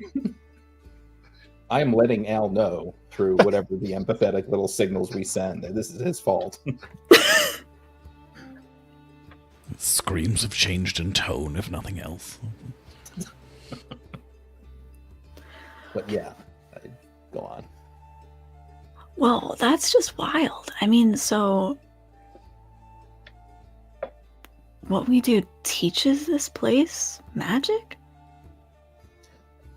Oh, maybe we were thinking about something else. I'm assuming the rather devil-looking being that our previous selves let out of the sphere in the Metamage's castle, who animated Bones originally, is now going around and animating other things. Well, yeah, I thought that too. But okay, maybe I made a connection that wasn't there. Now that that exists here, do we think the planet will learn it? I don't know. PW said the sense he got is that everything we've been facing was not randomly created by the planet. It was put together by somebody. I think what Agathea was simply saying is that nobody here was supposed to be practicing it, and they're probably not. But there's somebody that she doesn't know about. All right, great. Now I'm all caught up. Thanks. Yeah. That's what I've been assuming. I'm definitely role-playing Nalen's intelligence of -1. Robin knew the whole time. This is just method acting. Well, I could be wrong. It's not like Matt is telling us, yep, that's right. I'm trying to read his micro expressions. If I also had a misconception, I just assumed we were secretly responsible, as we tend to be. Well, like I said, parts of us are. But I mean, if that thing was some sort of fiend, it probably can't leave the planet any more than we can. We know the teleportation stuff doesn't work. It's probably stuck here. Why would it want to leave? This is a brand new land. What are you guys talking about? Sorry, Kelly. Wondering if the individual who brought Bones to life for you might also be the one who made the ogre and the other zombies. I don't know, but right now I think priorities matter, and Bones could be out there lost and alone. So I think we should look for him.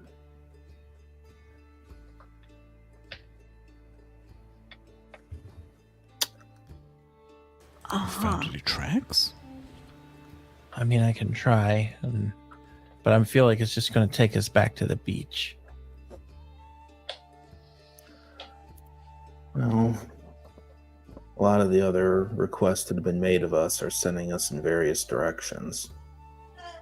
Following some of those might be the best way to scout out. We could try heading back for the nests again, since that's the first time we ran across. Yeah, and I know some of you are not trusting of him, but think of it like this: he could have attacked. He didn't. He got up and he left because maybe he thought I abandoned him. Maybe he went looking for us. Maybe he was late for a task he needed to complete. All could be true. I'm just saying that might be the easiest way to, as opposed to just wandering around without any leads, we can try heading to some of these other places and see if we find traces of him. Can any of you cast magic to talk to him? We know a librarian who can. Maybe we can seek their help. The corpses of the mages, I mean, they were acting territorial. Yeah. If Max is somewhere, that's not the worst place to start. I mean, yeah, I think Alice is right. We head back for the nests. We could try the librarian. 2 good leads. So Who's wouldn't Max? we find bones before we can, or am I thinking a different kind of magic that you're talking about? There was they could scry for us. We established previously. Sorry. That's right. Does But you bones said count? so I was confused about what that was. Okay, but she would scry. Does bones count as an object? Yeah. The spell locate object. They'd be a creature. It'd be a creature, so we could be scryed on. They'd only be an object if they weren't any type of life. But even like a raised skeleton's undead as a creature. Gotcha. And if she could scry, she could probably send, right? Potentially. Maybe. Could find out. But with so where would you want to go first?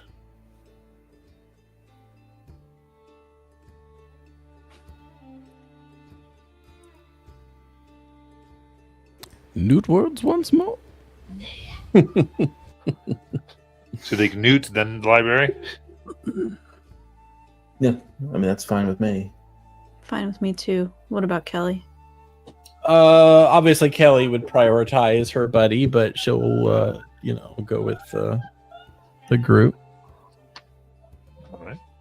And with that, and for tonight, and we'll come back next week. And right where we started.